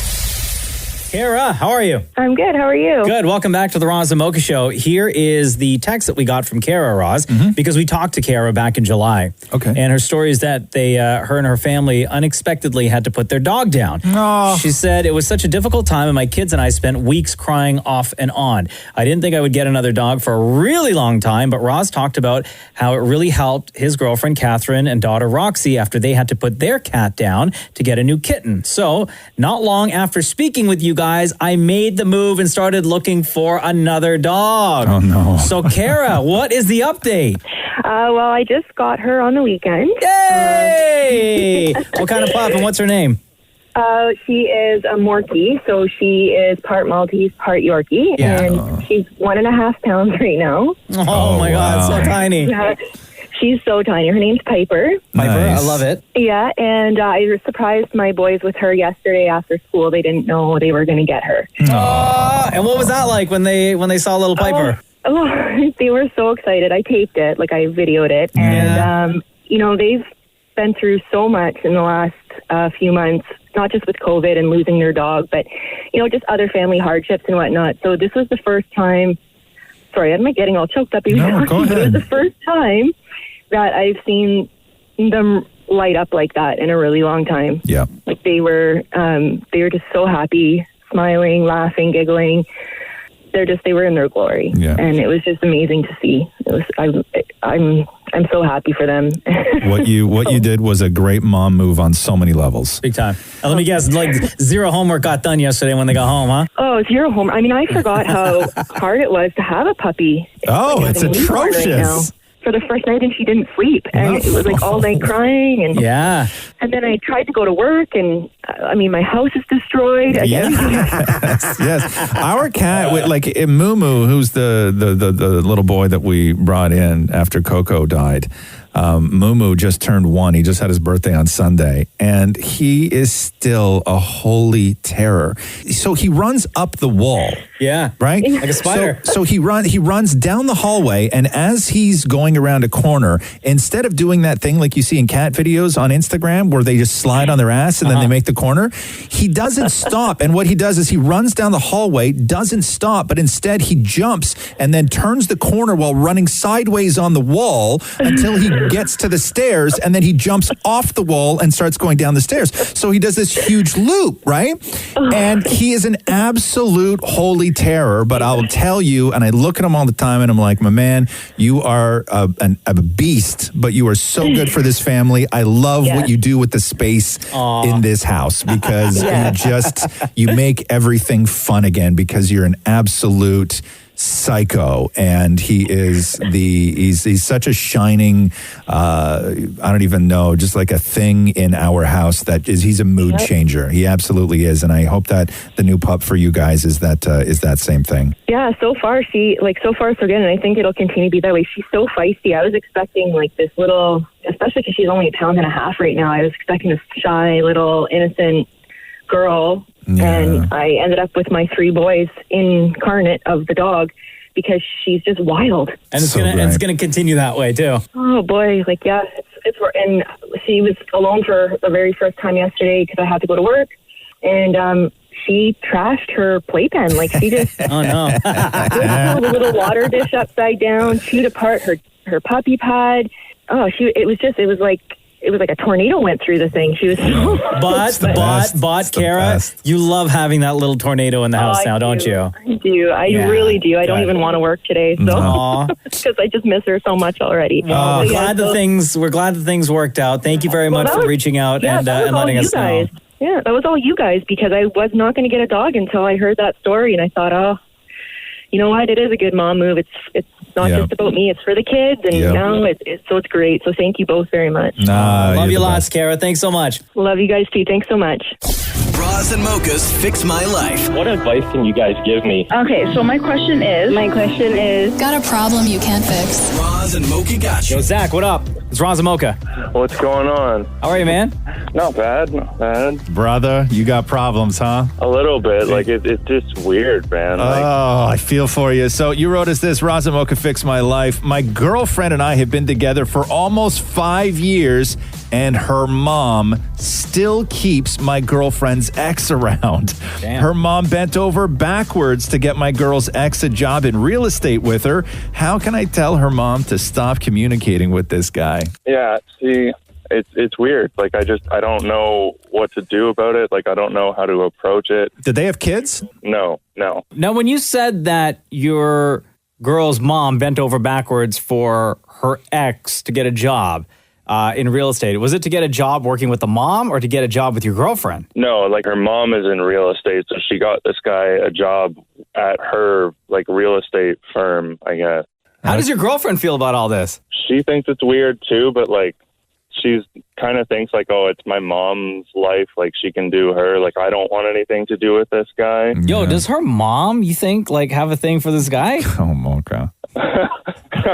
Honestly, I've thought that same thing. I'm like, her mom and this guy might be. Come on, man. See? Because, like, the parents just got divorced, too. Oh, my God, bro. And you're looking at me like I'm crazy? No. I just didn't know if we were going to go there, but let's go there. Man.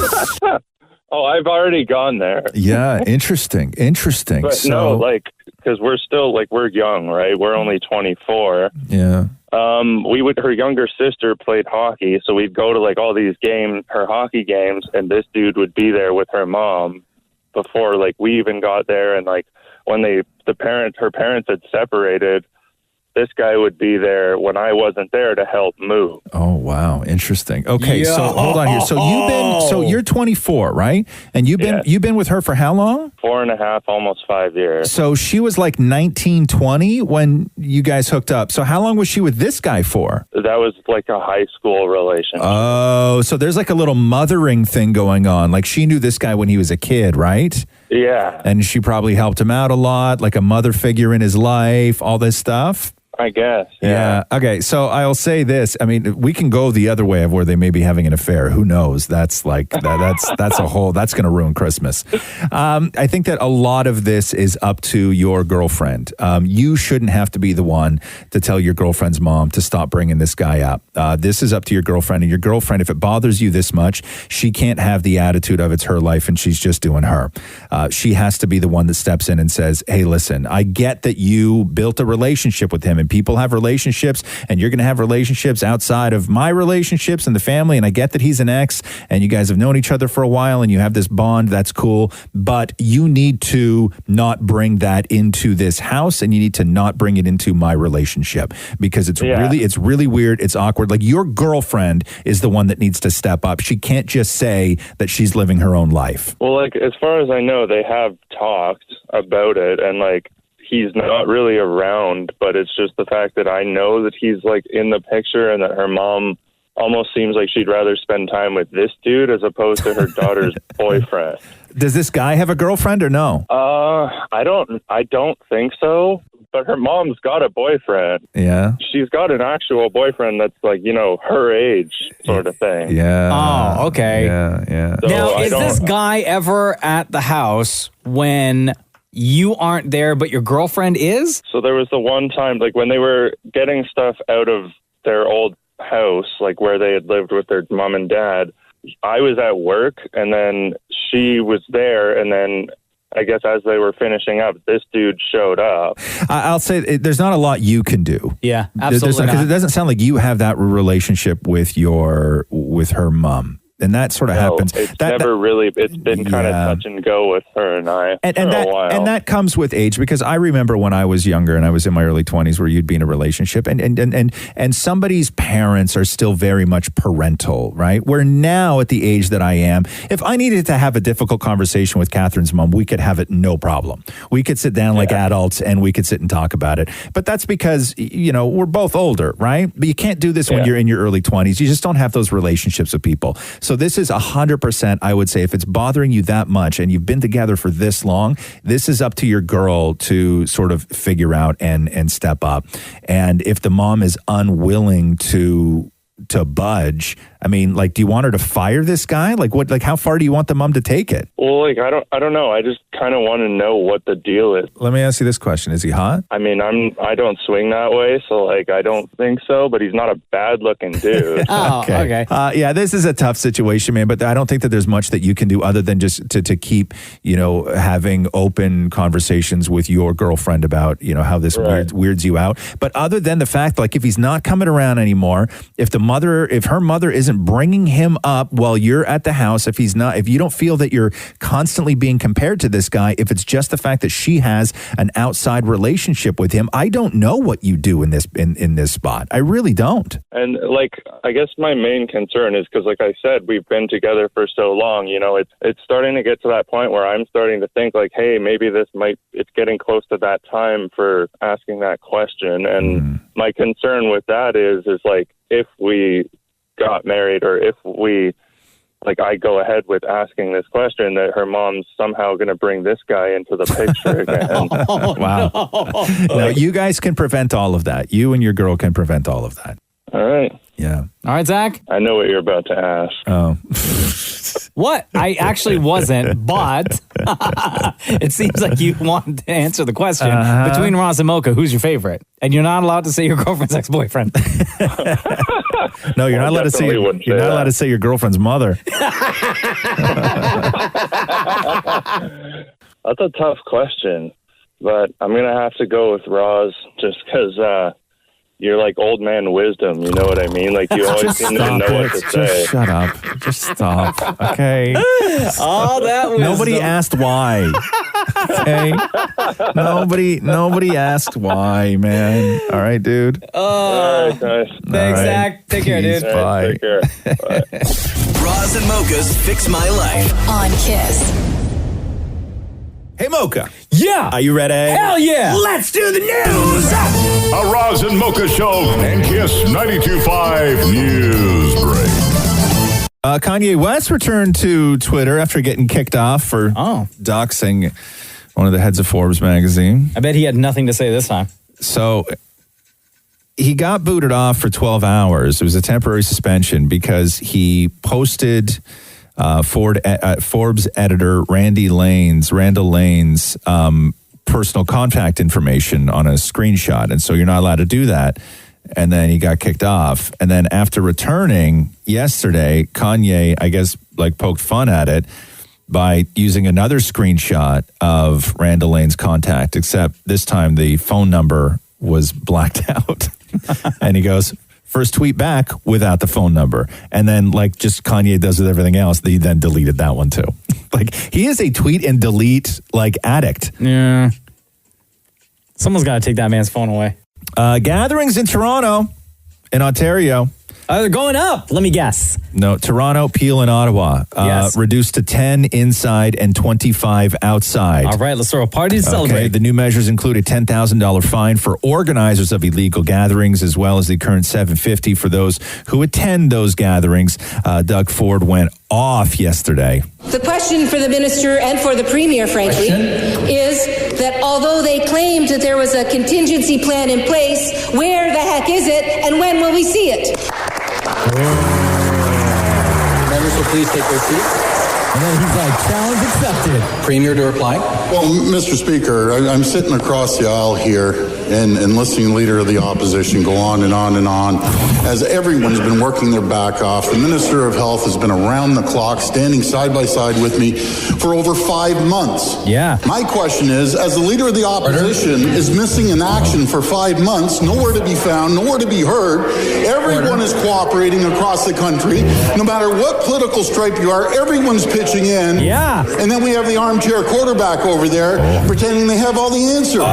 You know, Mr. Speaker, I can assure the people of Ontario, we're using every single resource. We're using every single tool at our disposal to make life a lot easier. And when the Leader of the Opposition criticizes, it's not just criticizing us. It's criticizing the frontline healthcare workers, criticizing the doctors that help put the plan together.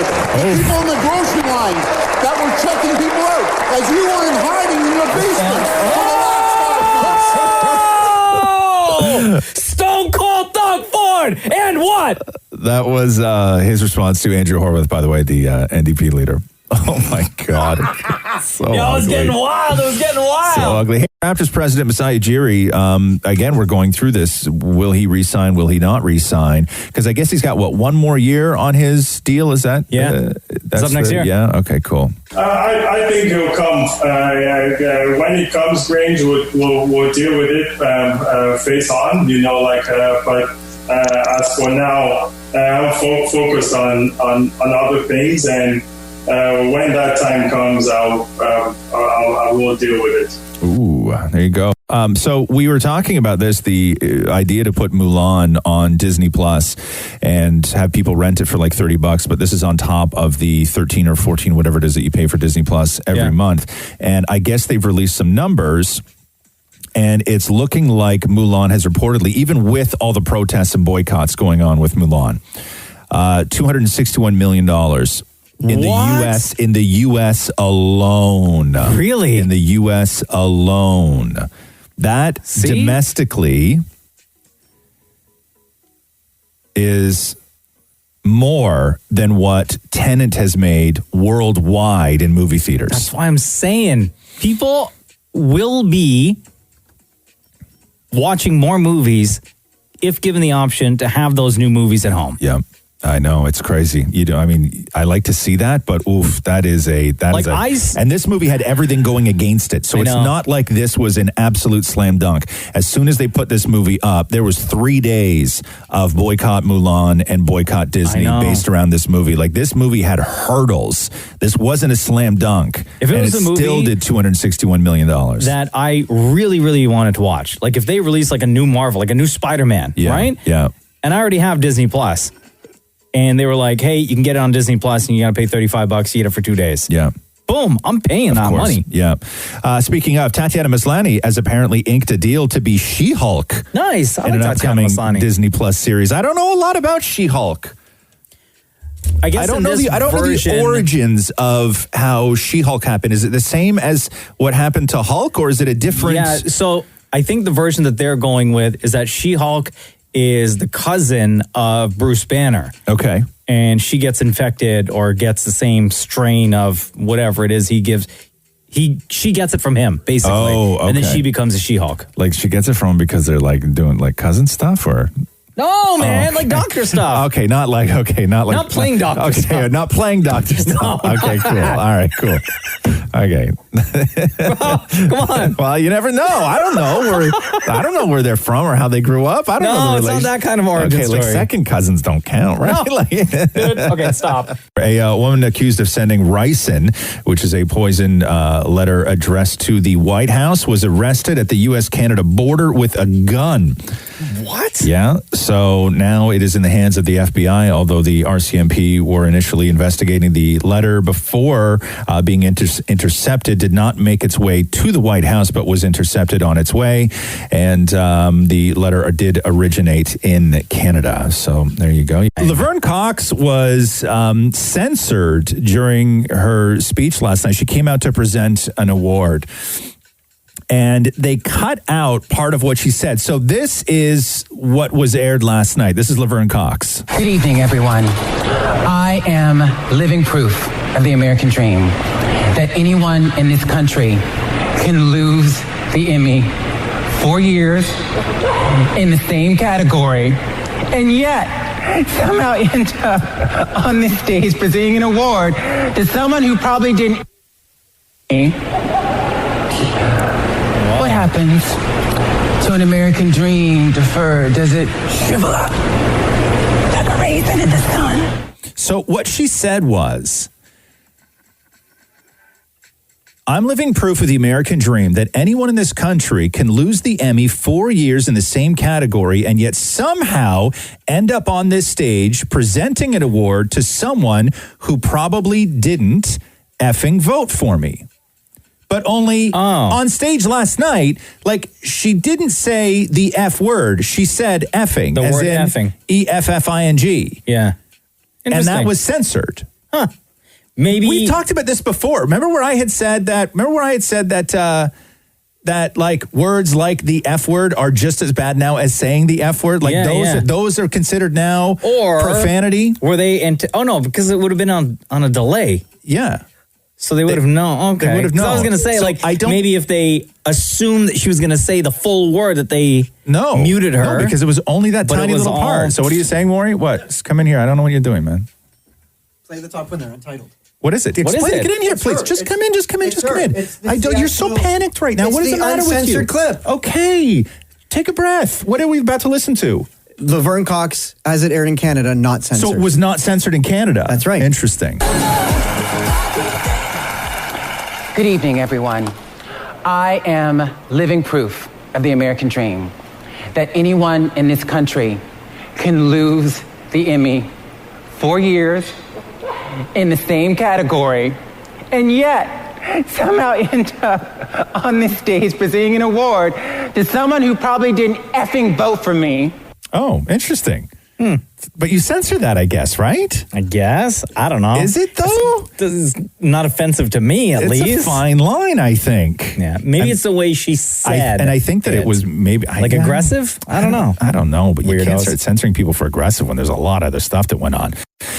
Police intervene after hundreds of people packed an Ancaster parking lot for a street racing event, I guess. Is that what this was going on? Yes. In Hamilton? I heard about it. I saw the lineup of cars.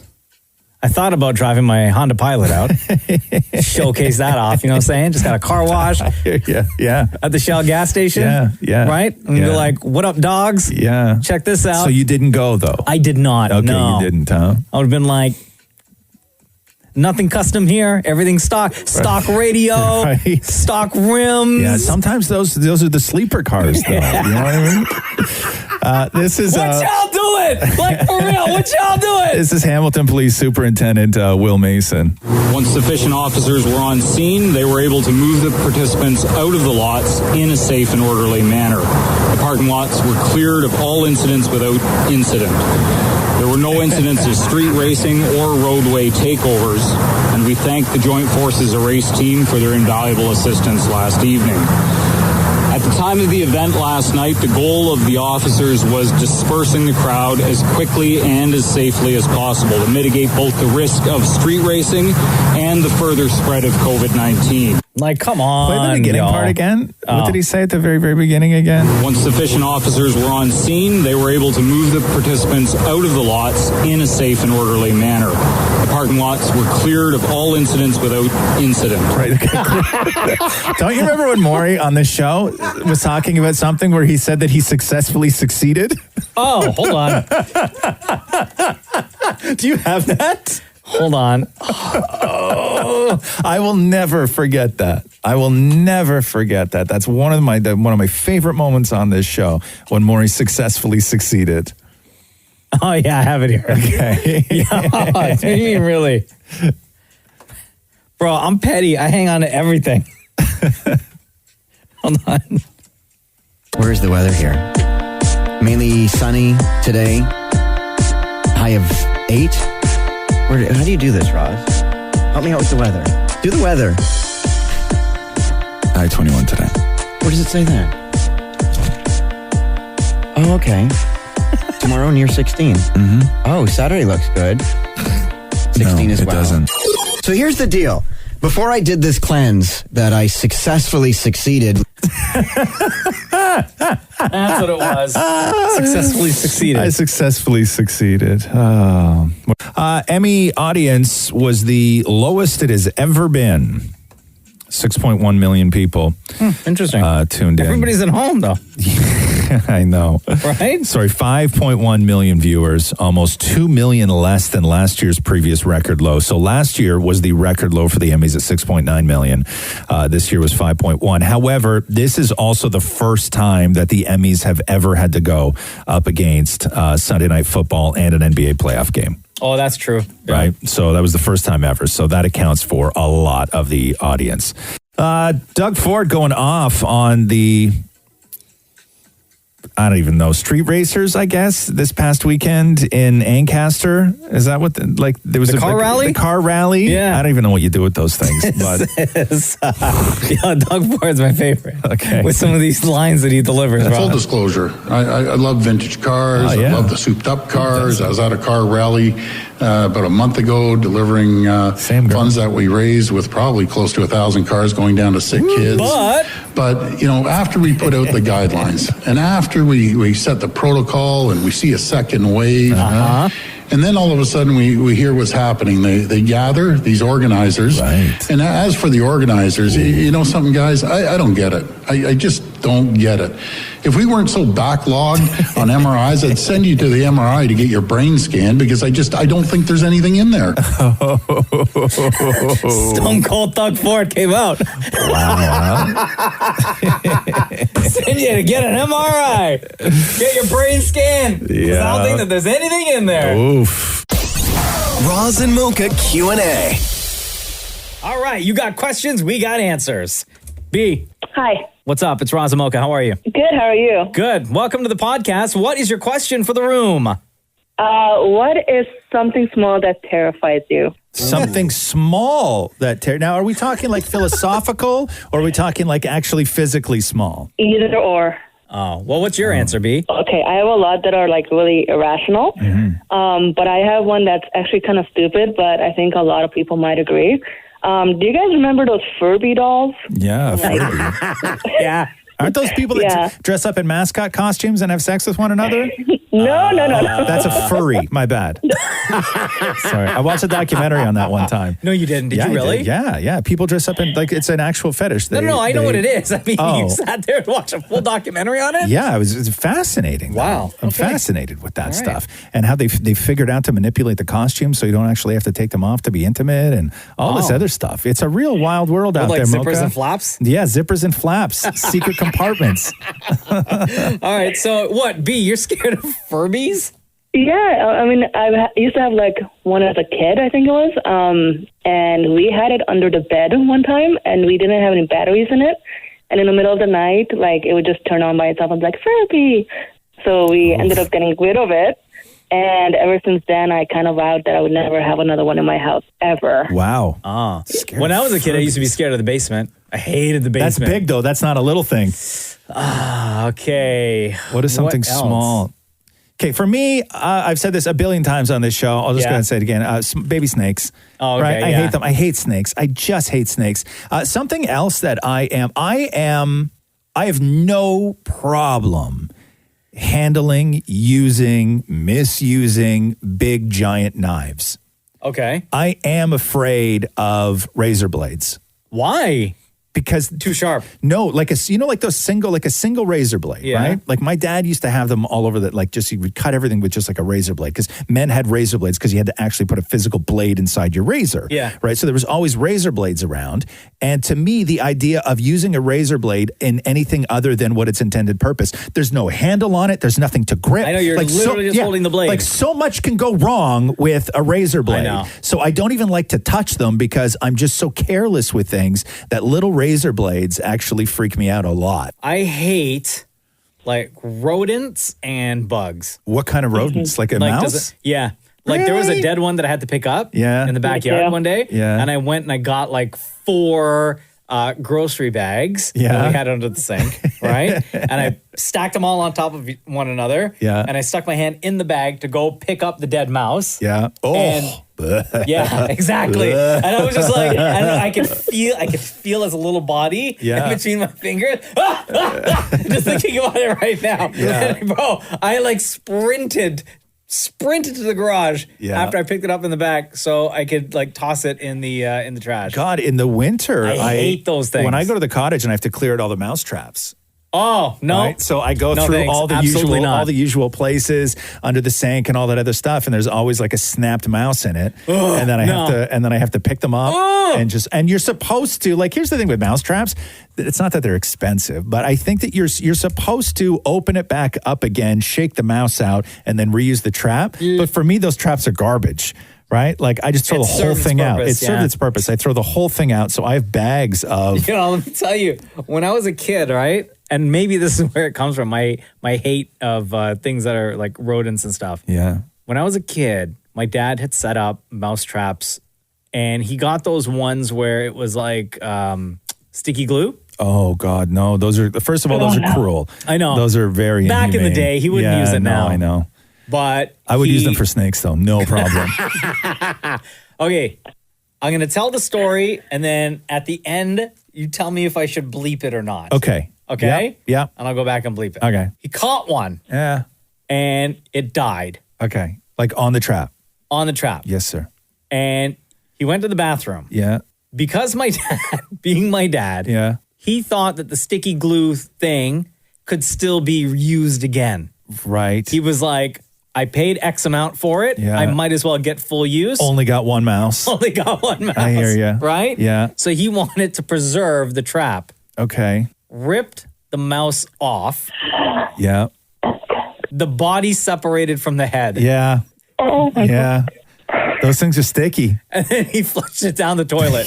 So hold on here. So did he get the head off the trap, or did he get the body on the trap? Like, what was still stuck to the trap? The head or the body? The head was still stuck to the and trap. then he got rid of the body. Yeah. And then got rid of the head. And I believe still reused. Oh my God. Frugal dads do some pretty horrific things in life, huh? Yeah. It's like, what? It's still Yeah, I good. know. There's still a little bit of glue that wasn't touched over in the corner here. God, Maurie, what's something small? You don't have to bleep that. What's something small? You're gonna have to bleep this. Yeah, no. You don't have to bleep that. If you're gonna get the bleep button ready, get it ready for this. Maurie, what is something small that scares you? Okay, first of all, needles. Needles. Oh, good one. No one likes a little prick. Right. See, there we go. See, you know what? Yeah. Like, see, you only said that. Now I don't believe that you said needles. I think it was just a joke for the punchline. A bit of both, but no needles and cockroaches. Really. Needles don't bother me at all. At all. You can Can't stick do me it. with them. You can stick me with needles all day long. Doesn't bother me.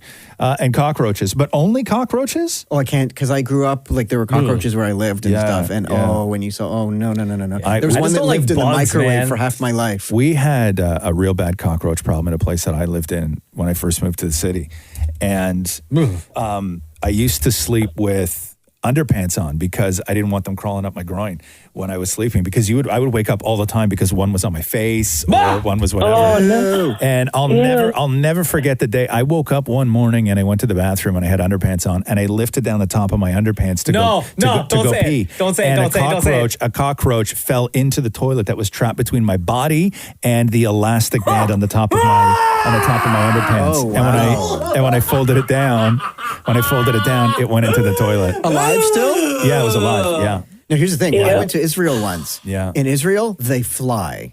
Oh, yeah. I know. Yeah, flying cockroaches. You try closing your eyes to fall asleep when you know that there's one in the room. Yeah, I know. I don't like bugs. I don't like rodents. Nothing. Imagine them flying. No, I won't even. So any bugs, like a fly or anything like that? I or mean, is those that ones okay? are fine. I Yeah. shoo those away. Mosquitoes, yeah. shoo them away. But I have any type to of like ask. big bugs. Yes, boo. My husband screamed when a ladybug landed on him. Wow, that's next level.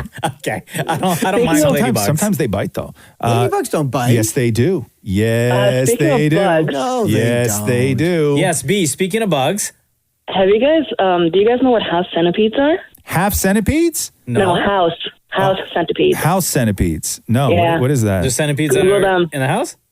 Google them. They are nasty, like nasty bugs. And if you guys don't like bugs, you're not going to like these guys. But anybody that's like living in a basement or like near a forest or anything like that, you're going to be in the, like in the Centipede. summer, you're going to be bombarded with them. Oh, you know what? We have these in our house. Yeah. Is it the one Yeah. with tons of Yeah. legs? Yeah, I've seen these. I've seen these in our house. Bleh, gross. You know what else Disgusting. scares I hate me? these guys. You know what else is small that scares me? And I live in fear of it every day of my life. What? Me? More kidney stones. Oh. Oh yeah, Yeah. You had that once, and it was If I painful, right? every now and then if I sleep weird or I bang myself one day and don't realize that I banged it, if I have like a sort of pain in my side, I start getting real sweaty real fast, thinking that I got Oh, kidney no. stones again. Yeah. I haven't had them. I haven't had them since that one time, but yeah, no. Which Kidney one are you stones more are nervous true. for? Kidney stones or eye shingles? Kidney stones hurt more than shingles. Shingles lasted. Really? Shingles lasted longer than kidney stones, though. Yeah. The shingles in my eye it was a brutal run. Because everything hurt. I couldn't look at lights. I just became incredibly light sensitive, but only in one eye. And it felt like like this is what it felt like to have shingles in your eye, what it felt like to touch your eye, right? So the pain was this. Imagine if when your eye was open, what it would feel like was absolute searing burning because everything hurt it, right? Yeah. Every light, every breeze, everything hurt it. And it was constantly watering. But as soon as you blinked your eye or tried to rub your eye, you would get one moment of sort of pleasure because it felt good to sort of rub your eye. But right after that moment, it would be as if the inside of your eyelid was lined with sandpaper. And so that's what it would feel like when you rubbed it. And then you were sort of back to square one again, going through all of these things to try not to touch your eye, don't touch your eye, don't touch your eye. And yeah, it lasted much longer than kidney stones, but in general, kidney stones hurt way more than the eye shingles did. Oof. Hey, B. Yeah? Between Roz and Mocha, who's your favorite? It used to be you, Mocha, but I have a confession to make. I don't know if you guys remember a couple of years ago, I kind of texted in saying that I have the tally of who likes who more. Oh, right. Yeah, that was me. Yeah. And it used to be Mocha. I'm going to have to switch my answer to Roz. Why? Because it has been actually a really crappy couple of years, especially this year. Yeah. And with all the FMLs that are coming in, a lot of them are kind of hitting home, like close to home. And with the advice that you guys, mainly kind of Roz, has been given out, it's actually been helping me a lot as well. So, that's really nice. Yeah, so I'm going to have to go with Roz. So I agree. Roz is fantastic on FML. He does his thing. Yeah. He's great. I have no problem taking that W that I used to have and passing it over to Roz. Don't get me wrong, I still love you. I mean, I've been listening to you even before you guys became a morning show. So you're still in there, but you were listening. How long have you been listening to Mocha for? Before he even went to, I think it was Kitchener, or when he was before. When was that? When he first started, and because I worked here at this radio station in Toronto at 92.5 when they first debuted back in 99. Yeah. And then I back then went away for a little bit, not to jail. I went to Kitchener. I know you got to watch how you say that, huh? And I worked there before coming back to work here. But hey, B, did you know at one point in time, Roz and I both worked here at this radio station at the same time, like time period, not same time of day.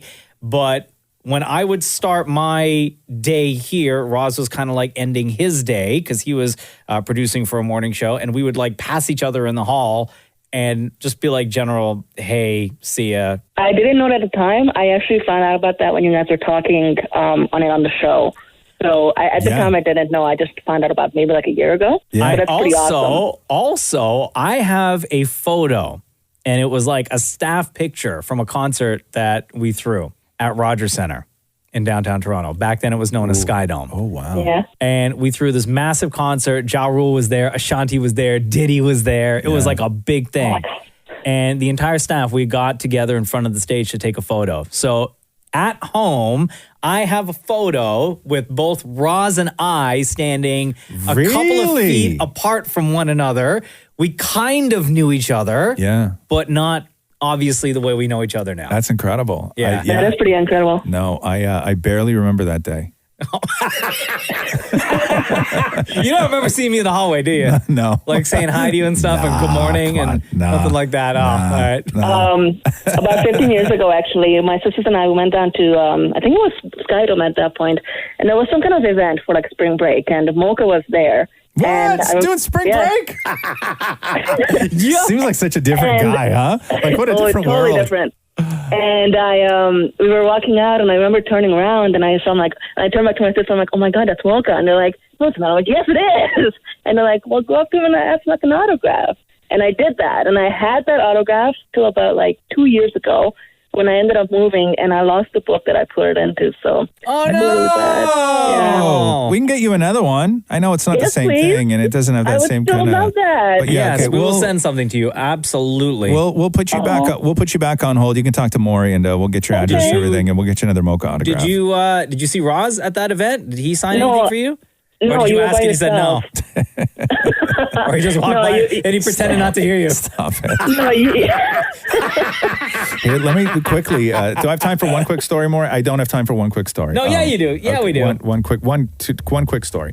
The other day, I had this massive realization. So there's somebody that I deal with in my life on a very, very regular basis, like constant communication through email, everything else. Yeah. And it's somebody that I see on a regular basis as well.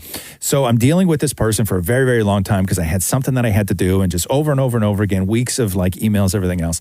And then I'm on Instagram one day and I see her name pop up and I click on it and I'm going through her Instagram, and this whole time, after years of working with this person, the person who I see face to face is actually not the person who I thought it was that I was on email with. No! Yeah. Yeah. Like, I was like, that's the same person? Oh no! So did it change your opinion? No. But I mean, like close relate. Like I work like very closely with this person, and I had no idea what they look like. I was so confused. Like that's just me at work. Like I don't know. Oh my God! Yeah, I don't know anybody's name. I don't. It's terrible. It's terrible. Thank you, B. We love you lots. Thank you. All right, love. Bye. Bye, guys. Our next question comes to us from Stace. From space? Stace. Oh, I thought you said from space. Our next question comes from Space. Okay.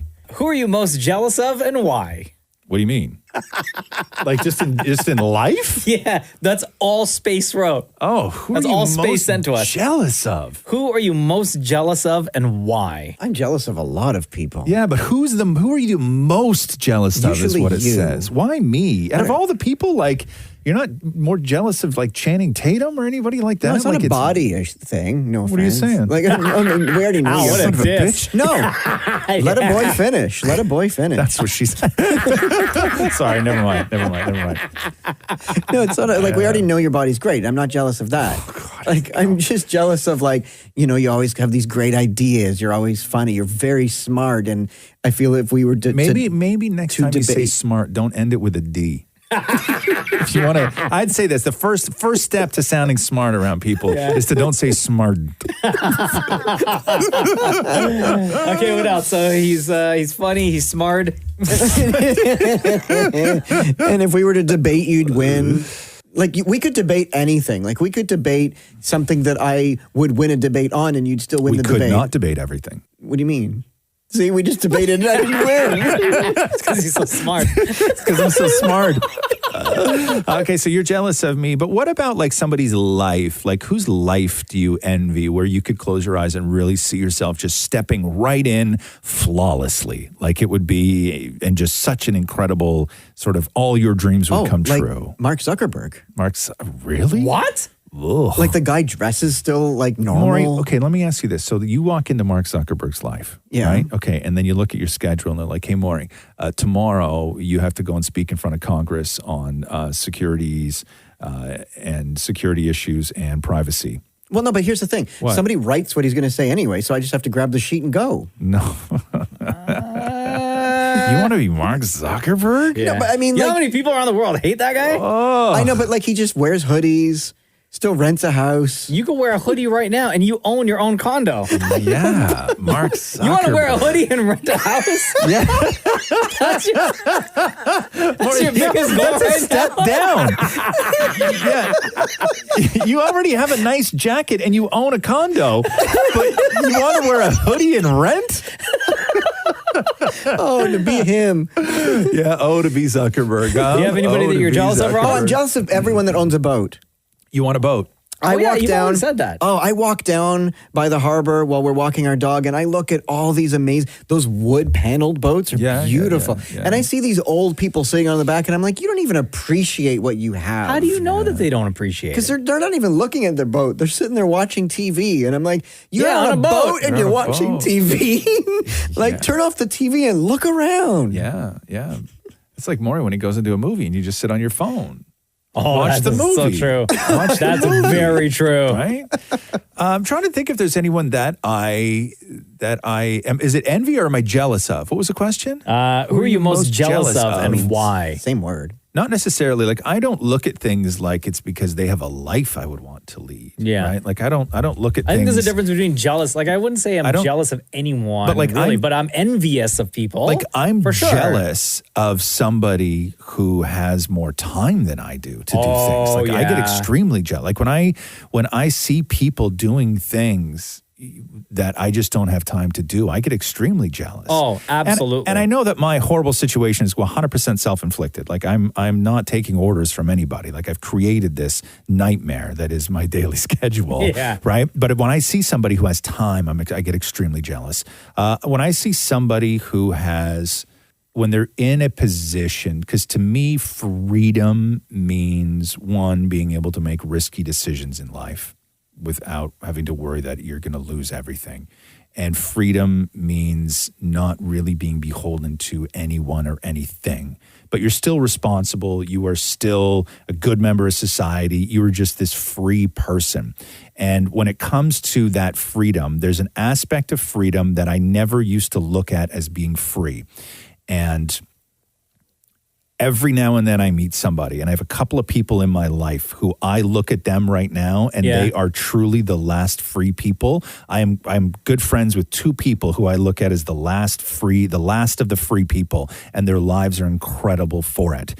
And these are the two friends that I have that have absolutely zero presence on social media. Oh, wow. Interesting. Where you used to look at people when social media started where they were like, what do you mean you don't have Twitter? It's awesome. It's everything else. They looked weird. But now I look at somebody who managed to avoid getting a Facebook account, getting a MySpace account, getting Twitter, getting Instagram, getting TikTok, getting Snapchat, everything else. I have two friends of mine that have avoided that entire thing. And Just because they didn't want it? They didn't want it. They wanted no part of it. They saw what it was at the beginning and wanted no part of it. And I look at them now like they're free. Yeah. They are living a different life than the rest of us. What do they do with all their pictures? And I'm jealous of it. I'm absolutely jealous of it. They lived the life that you did before, Maurie. But what did you do with all your pictures before there was social media? You took them, you looked at them, you loved them, you just put them away. That's their life. They are free.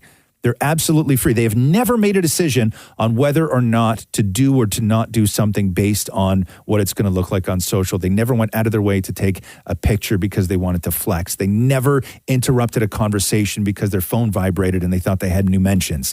They've never checked their DMs on one of those stupid social platforms for a video that they didn't want to watch anyway. They've never had that as a part of their life, and I'm jealous of that. Oh, wow. Damn. That's what I'm jealous of. I mean, again, like envious of people. You know what I mean? Like, I'm envious of, I would love to be an announcer at the WWE. There you go. Yes. Not to call a match, but to like introduce any of the wrestlers. Like a Royal Rumble? Could you imagine if you got to intro all 30? All 30 at the Royal? That would be amazing. I'm envious of somebody like The Rock. Yeah. Because he is just like the biggest global superstar out there. Sure, yeah. And when he goes to film whatever movie, he has like a team that will bring his gym, everything, and build a gym at whatever location he's at shooting. Yeah. And that's where he works out for months and months and months. Yeah. But he has like a gym building crew on staff. Wild, huh? You know what I mean? So wild. He has somebody making his meals every single day. Like, he doesn't have to do any of that. Like your body just being that tied into what you do for a living. You know what I mean?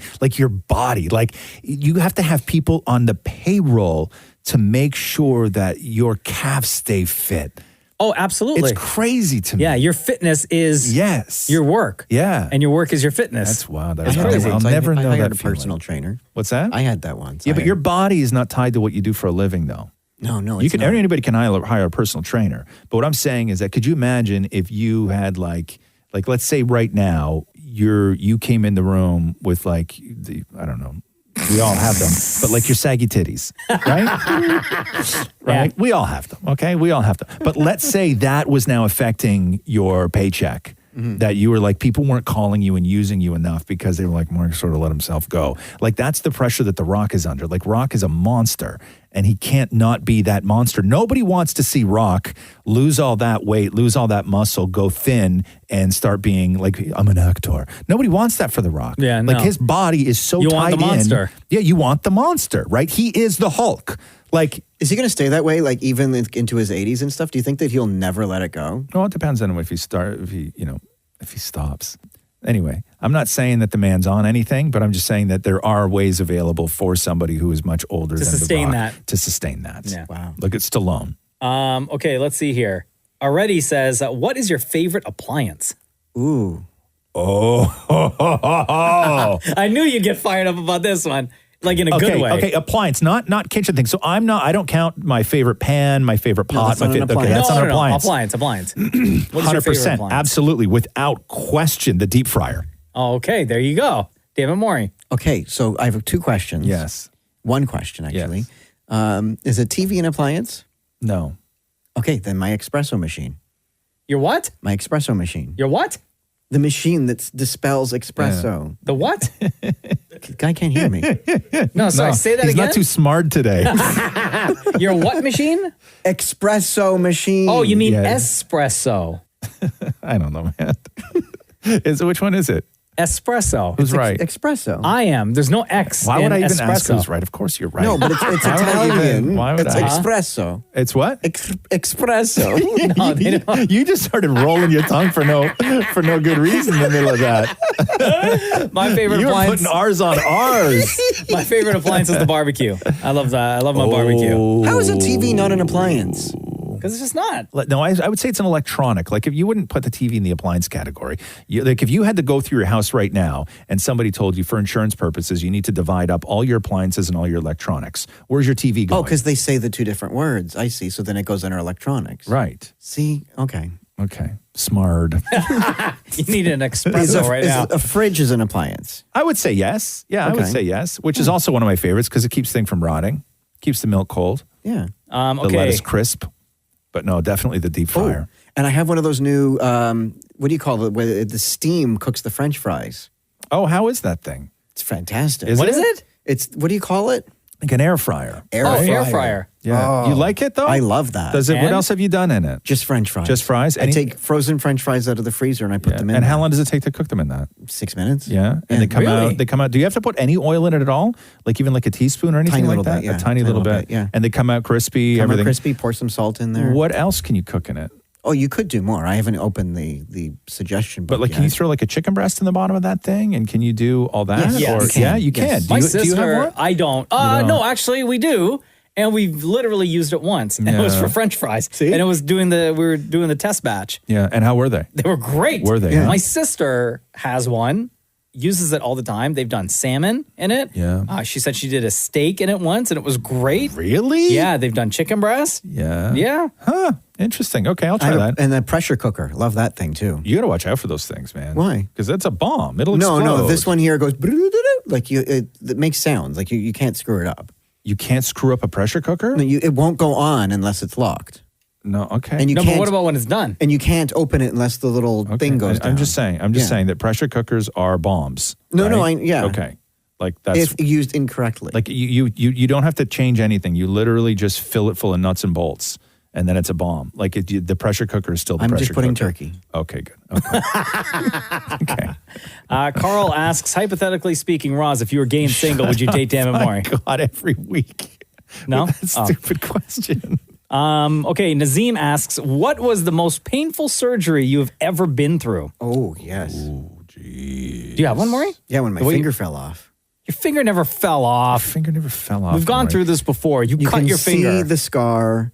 Yeah, you cut your finger. Your finger didn't fall. It was dangling. Did your finger detach from the bone? No, but the skin all around it did. Yeah. Okay. So you got a really bad cut. So you went in and what, got stitches? Yes. Okay, but that's not surgery though. Oh, and I had a cyst removed from my cheek. Right. Is that surgery or is that like when I had to go get a mole removed off my inner thigh because it looked like a brain and I thought Catherine was going to judge me? Ooh. Yeah, it was disgusting. I had it for forever. I had this big, nasty. I mean, it was the ugliest mole, and it was so huge. Okay, Where was it? Okay, hold on here. So I was always self-conscious about it my whole life. I had one on my back, my lower back, right above my butt, and then the other one. I'll stand up. The other one was right here. Like in order to see it, Are they both gone? In order to see it, I would have to lift up the stuff, and it was right there. Oh. Okay, like right there. Did and it hurt? And it was huge, and it was about the size of and it was raised, right? Raised, and it was textured. It looked like a brain, but Yeah. it was about as round as a penny. Even with that, women still wanted to be with you? Yes, Maury. Shockingly. Could you like pull it off your, like lift it up off your skin? What, the mole? No, Yeah. no. It was like dome shaped, right? But it was the size of a penny, Yeah. and it was dome shaped where it stuck up, and it would dry out. And if you touched the top of it, it would feel scratchy at times, right? And, Did you ever and it pop had it? all these. No, it's a mole, and it had all these lines through it where Yeah. it looked like a brain. And then I had its best friend, or the other half of it was on my back. Did it have like a hair growing out of it? No. And then one time I was outside cleaning the barbecue and I bent down and I went to get up and there was a piece of metal on the fence and the metal scraped across my back and ripped the one off my back. So you did your own surgery. It was just hanging by a tiny little thread. And then What happened? Did you have to go to the doctor? I pulled that one off. I pulled the rest of that one off. And then I made an appointment to go in and get the one off my leg because it got to the point of where even if I was lying around naked, I would look at it and I was grossed out. And I couldn't have Catherine try and fake her way through telling me over and over again that it didn't bother her because it's impossible to not be bothered by it. And it bothered you. It bothered me And you were very self-conscious about it. so much. Like it really bothered me. So they freeze it and then they scrape it off. No. Do you have to Right? hold everything while they do that? No, he held it. Yeah. Well, it's just like when you get a vasectomy, right? I've never felt as I don't even know what the submissive as I was than the day when you go and get a vasectomy. It's the worst thing in the world. It is so humiliating when you go, and don't get me wrong, when you go and get a vasectomy, it's super quick. Yeah. It's not a painful surgery at all. You do it in the doctor's office, but they just treat your stuff like it's nothing. Okay. Yeah. So like I lie down, you have to take your pants off. Right. And then I lie down on the table and you lie back and you're still wearing like a t-shirt. And then he takes an elastic and wraps the elastic around your wiener and then uses a clothes peg and clothes pegs your wiener to the bottom of your own t-shirt.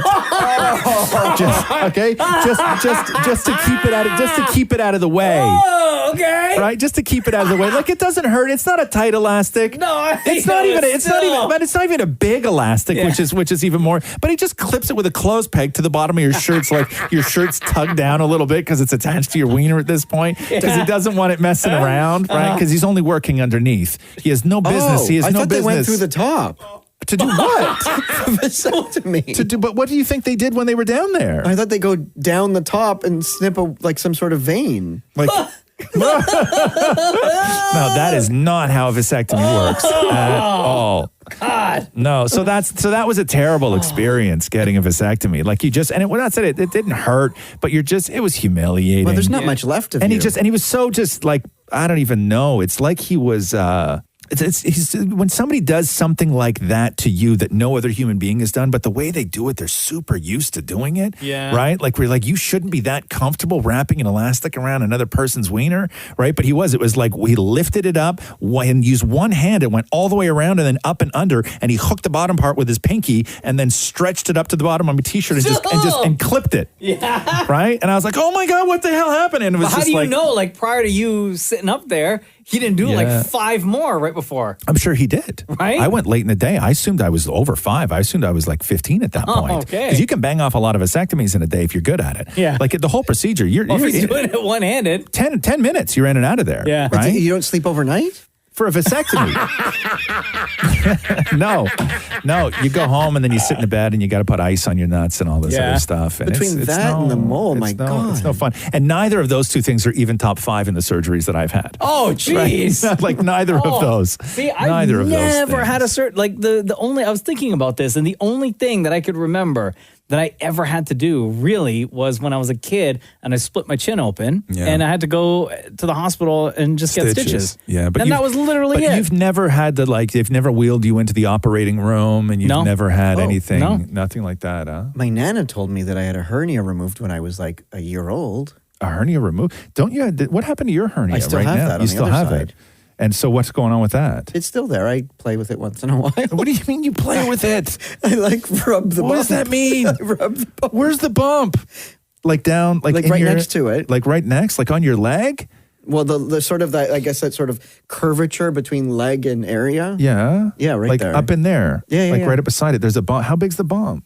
Oh, it's I guess the size of a pen top. Oh, like a little tiny... Like a pen cover? Yeah, pen Is cover. it hard? Yeah. And you can just like, you like, what do you flick it around with your finger or something? Yeah, just to make sure, like, is it still there or did it go away? Does Matthew touch it? Oh my God, no. No, he doesn't. No. Is he grossed out by it? I think he forgot it's there. Oh, okay. You should remind him. Mo asks, do you guys ever fish? If so, do you have any funny fishing stories? I bet you Roz does. I love fishing. I really love fishing. My only fishing experience Yeah. is the one experience that made me hate fishing. No, what happened? It was the first and only time I went. Yeah. We were at a friend's cottage, and one of the dads that was there, took myself, his kid, and somebody else's kid on the boat to go fishing. And you know me, I get grossed out by bugs and stuff. Yeah. So first of all, I'm not touching a worm to Okay. put it on the hook. Okay. But he a did. worm is not a bug.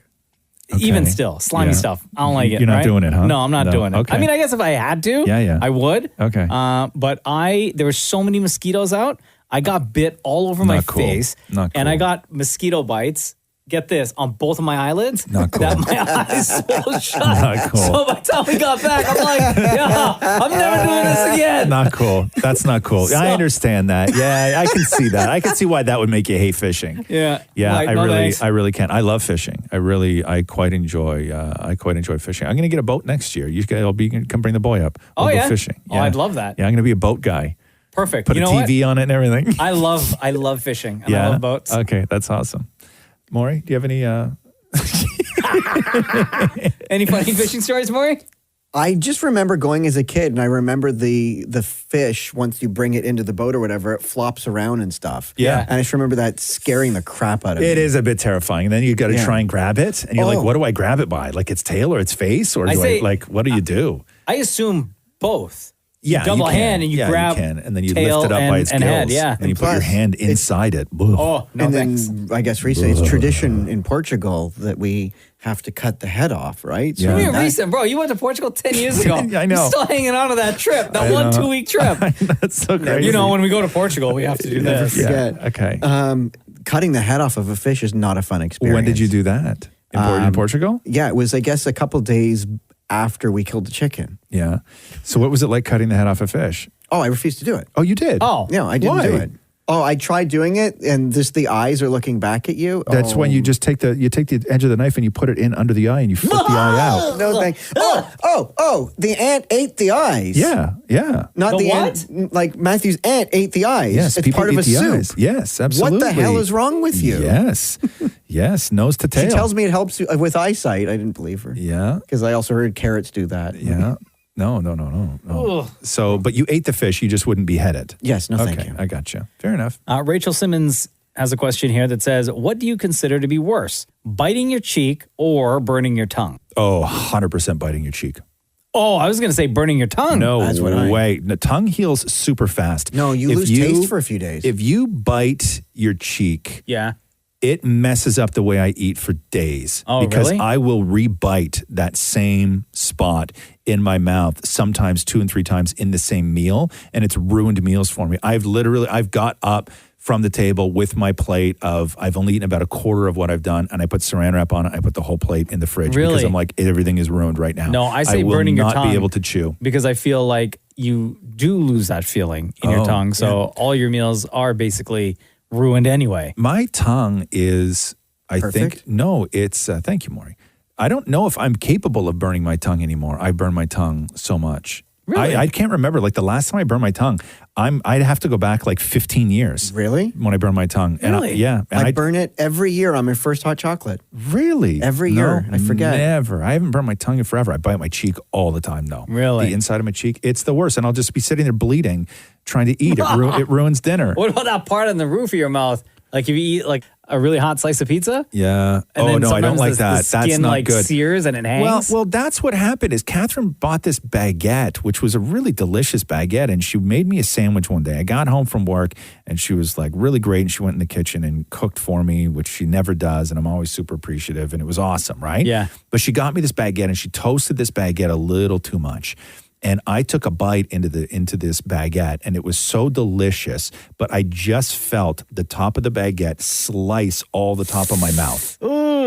And I knew that it was going to be there for a week. Yeah. And it was there for 2 weeks. But like you said, it's those little pieces of skin that start hanging down. Yeah. And it's the one place on your body that you can't bite. No. Right? Or pick at or even see. So like the roof of your mouth, you just Yeah. have to run through the process. And then everything I ate after that, every chip I ate for a week after that hurt the roof of my mouth. Yeah. Right? Like it wasn't good.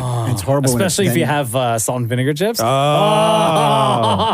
Then it's What were you horrible saying, when you Maury? bite the inside of your cheek and then it turns into a canker sore after that from the loose skin. Say loose skin again. Do me a favor. Just say loose skin again. Okay? Say loose skin again. Loose? Say loose skin again. It's easy. Yeah. Okay. Loose skin. So smart. All right. Jennifer Ashley Moore asks, have you ever walked in on your parents having intimate time? Yes. And or has Roxy, Roz's daughter, or Cruz, Mocha's son, ever walked in on your intimate time? And how scarred, if you were a child, or embarrassed as an adult, have you been? So far, Cruz has not interrupted or walked in on Jenna and I. No. At all. No. Because once we put him down to sleep for the night, he's out like a light for like 12 hours, 10 to 12 hours. Yeah, when they're little, it's easy. Then Yeah. you could. I was just going to say you could go in his room and do it. He wouldn't wake up. But why would you do that? You know what I mean? It's very difficult to wake up. It's very difficult to wake up a 3-year-old. It's not that you would go in there and test that theory at all. That would be weird. Don't do that. Did I ever walk in on my parents? Yes, I walked in on just about everything that you could walk in on. Really? Yeah, over the years, yeah. I remember I walked in once and then I was just like, quickly turned around and later. Really? Eh? Yeah. Did you say later? I walked, I think maybe, I don't know, I said something, but I like walked in, I opened the door. Yeah. And then after I saw what I saw, and then I just saw that, and then I'm getting so uncomfortable talking about it now. Yeah. Let me ask you this. I just closed the door and I turned around and I left. Okay, let me ask you this. What you saw, was it normal or was it? Yeah, it was normal. Normal. Yeah, it wasn't anything fancy. Okay. Fancy. Okay, it was normal. Yeah. Normal. Okay, cool. Dan Maury? I have on a couple of my dad's dates. Yeah. Was it normal? It was. Yeah. And he walked in on me once. Was that normal? No, it was not. Not normal. That's how we found out you were gay, right? Yes. I don't mean that. No. I don't mean that there's something abnormal. No, being what gay. we I mean about what you were doing. Was it considered I know what you mean. normal, where somebody would understand what they're seeing at first glance? Because I know there was a time when I walked in where I had to stand there and I was staring at it and I was like, what am I actually looking at right now? You guys okay? Yeah, I didn't know. It took me a minute, right? Yeah. And then it all starts to like make sense. And You then figured out the Matrix. Yeah, and you realize that I've even in my own head I've overstayed my welcome. Right? Like that's why I said that it seemed normal, because when it's normal, you know what it is immediately when you see it. Yeah. But when it's not, and it takes you that minute to figure it out, right? Where you're like, I've never seen that shirt before. That's not a shirt. What is? Oh my God! Like that kind of thing, right? Well, it was not normal for him. Normal for us. He then immediately turned around and went and took a shower. Oh, he took a shower. And I took that time. I stole the car for 6 months. Right. Oh, you left. I That's left. Right. And I went to my legal guardians. And how did you rebuild that relationship? We went to after that? therapy. But did you worry that, like, did your dad actually take it that bad, or did He did for a while. or did you have that all made up in your head because you were embarrassed? No. He took it bad. He did. He took it bad, and he thought it was a phase, and then I would just grow out of it. Sure. But it made him so much better. Yeah. What do Like you I mean? feel as if he didn't walk in on me, then maybe we wouldn't have gone 10 steps ahead. You had to go right out of the gate Right? with it. So There it was was like, there it there's is. no baby steps for you guys. Yeah. It was. Yeah, and we Right? it never comes. It was like, hey, fishing buddy, what the Christ? My dog has walked in on us. Yeah. Matthew and I. Yeah, I get that. No, I didn't think he meant you and your dad. Yeah, so the dog walked in and you and Matthew. Well, you guys were just like hugging? Or? Yeah, we immediately stopped and we were like, oh no, Andy, nothing to see here. Like we thought he would learn something. And we're Yeah. like, no, this is terrible. Oh, wow. Learn what? Like he would think what we were doing was gross. And Matthew asked, he's like, do you think Andy knows we're gay? Did you ask him? We're like, do you think our dog understands what's happening here? No is the answer to that. You don't even have to ask that question. No, your dog doesn't know that at all. All right. Every week on Instagram is where you ask your questions for Ask Roz and Mocha. And every week we'll go through a bunch and try to answer as many as we can. Did you get to Carl's question? Oh, hypothetically speaking, Roz. Yeah. If you were gay and single, would Shut you up. date? You already asked this one. Oh, did I? Yes. Oh. Cool. Oh. Jackass. So smart. Thanks for listening to the Roz and Mocha Show podcast. Catch the guys live Weekday mornings from 6 to 10 on Kiss 92.5. KISS925.com. Or download the Kiss 92.5 app.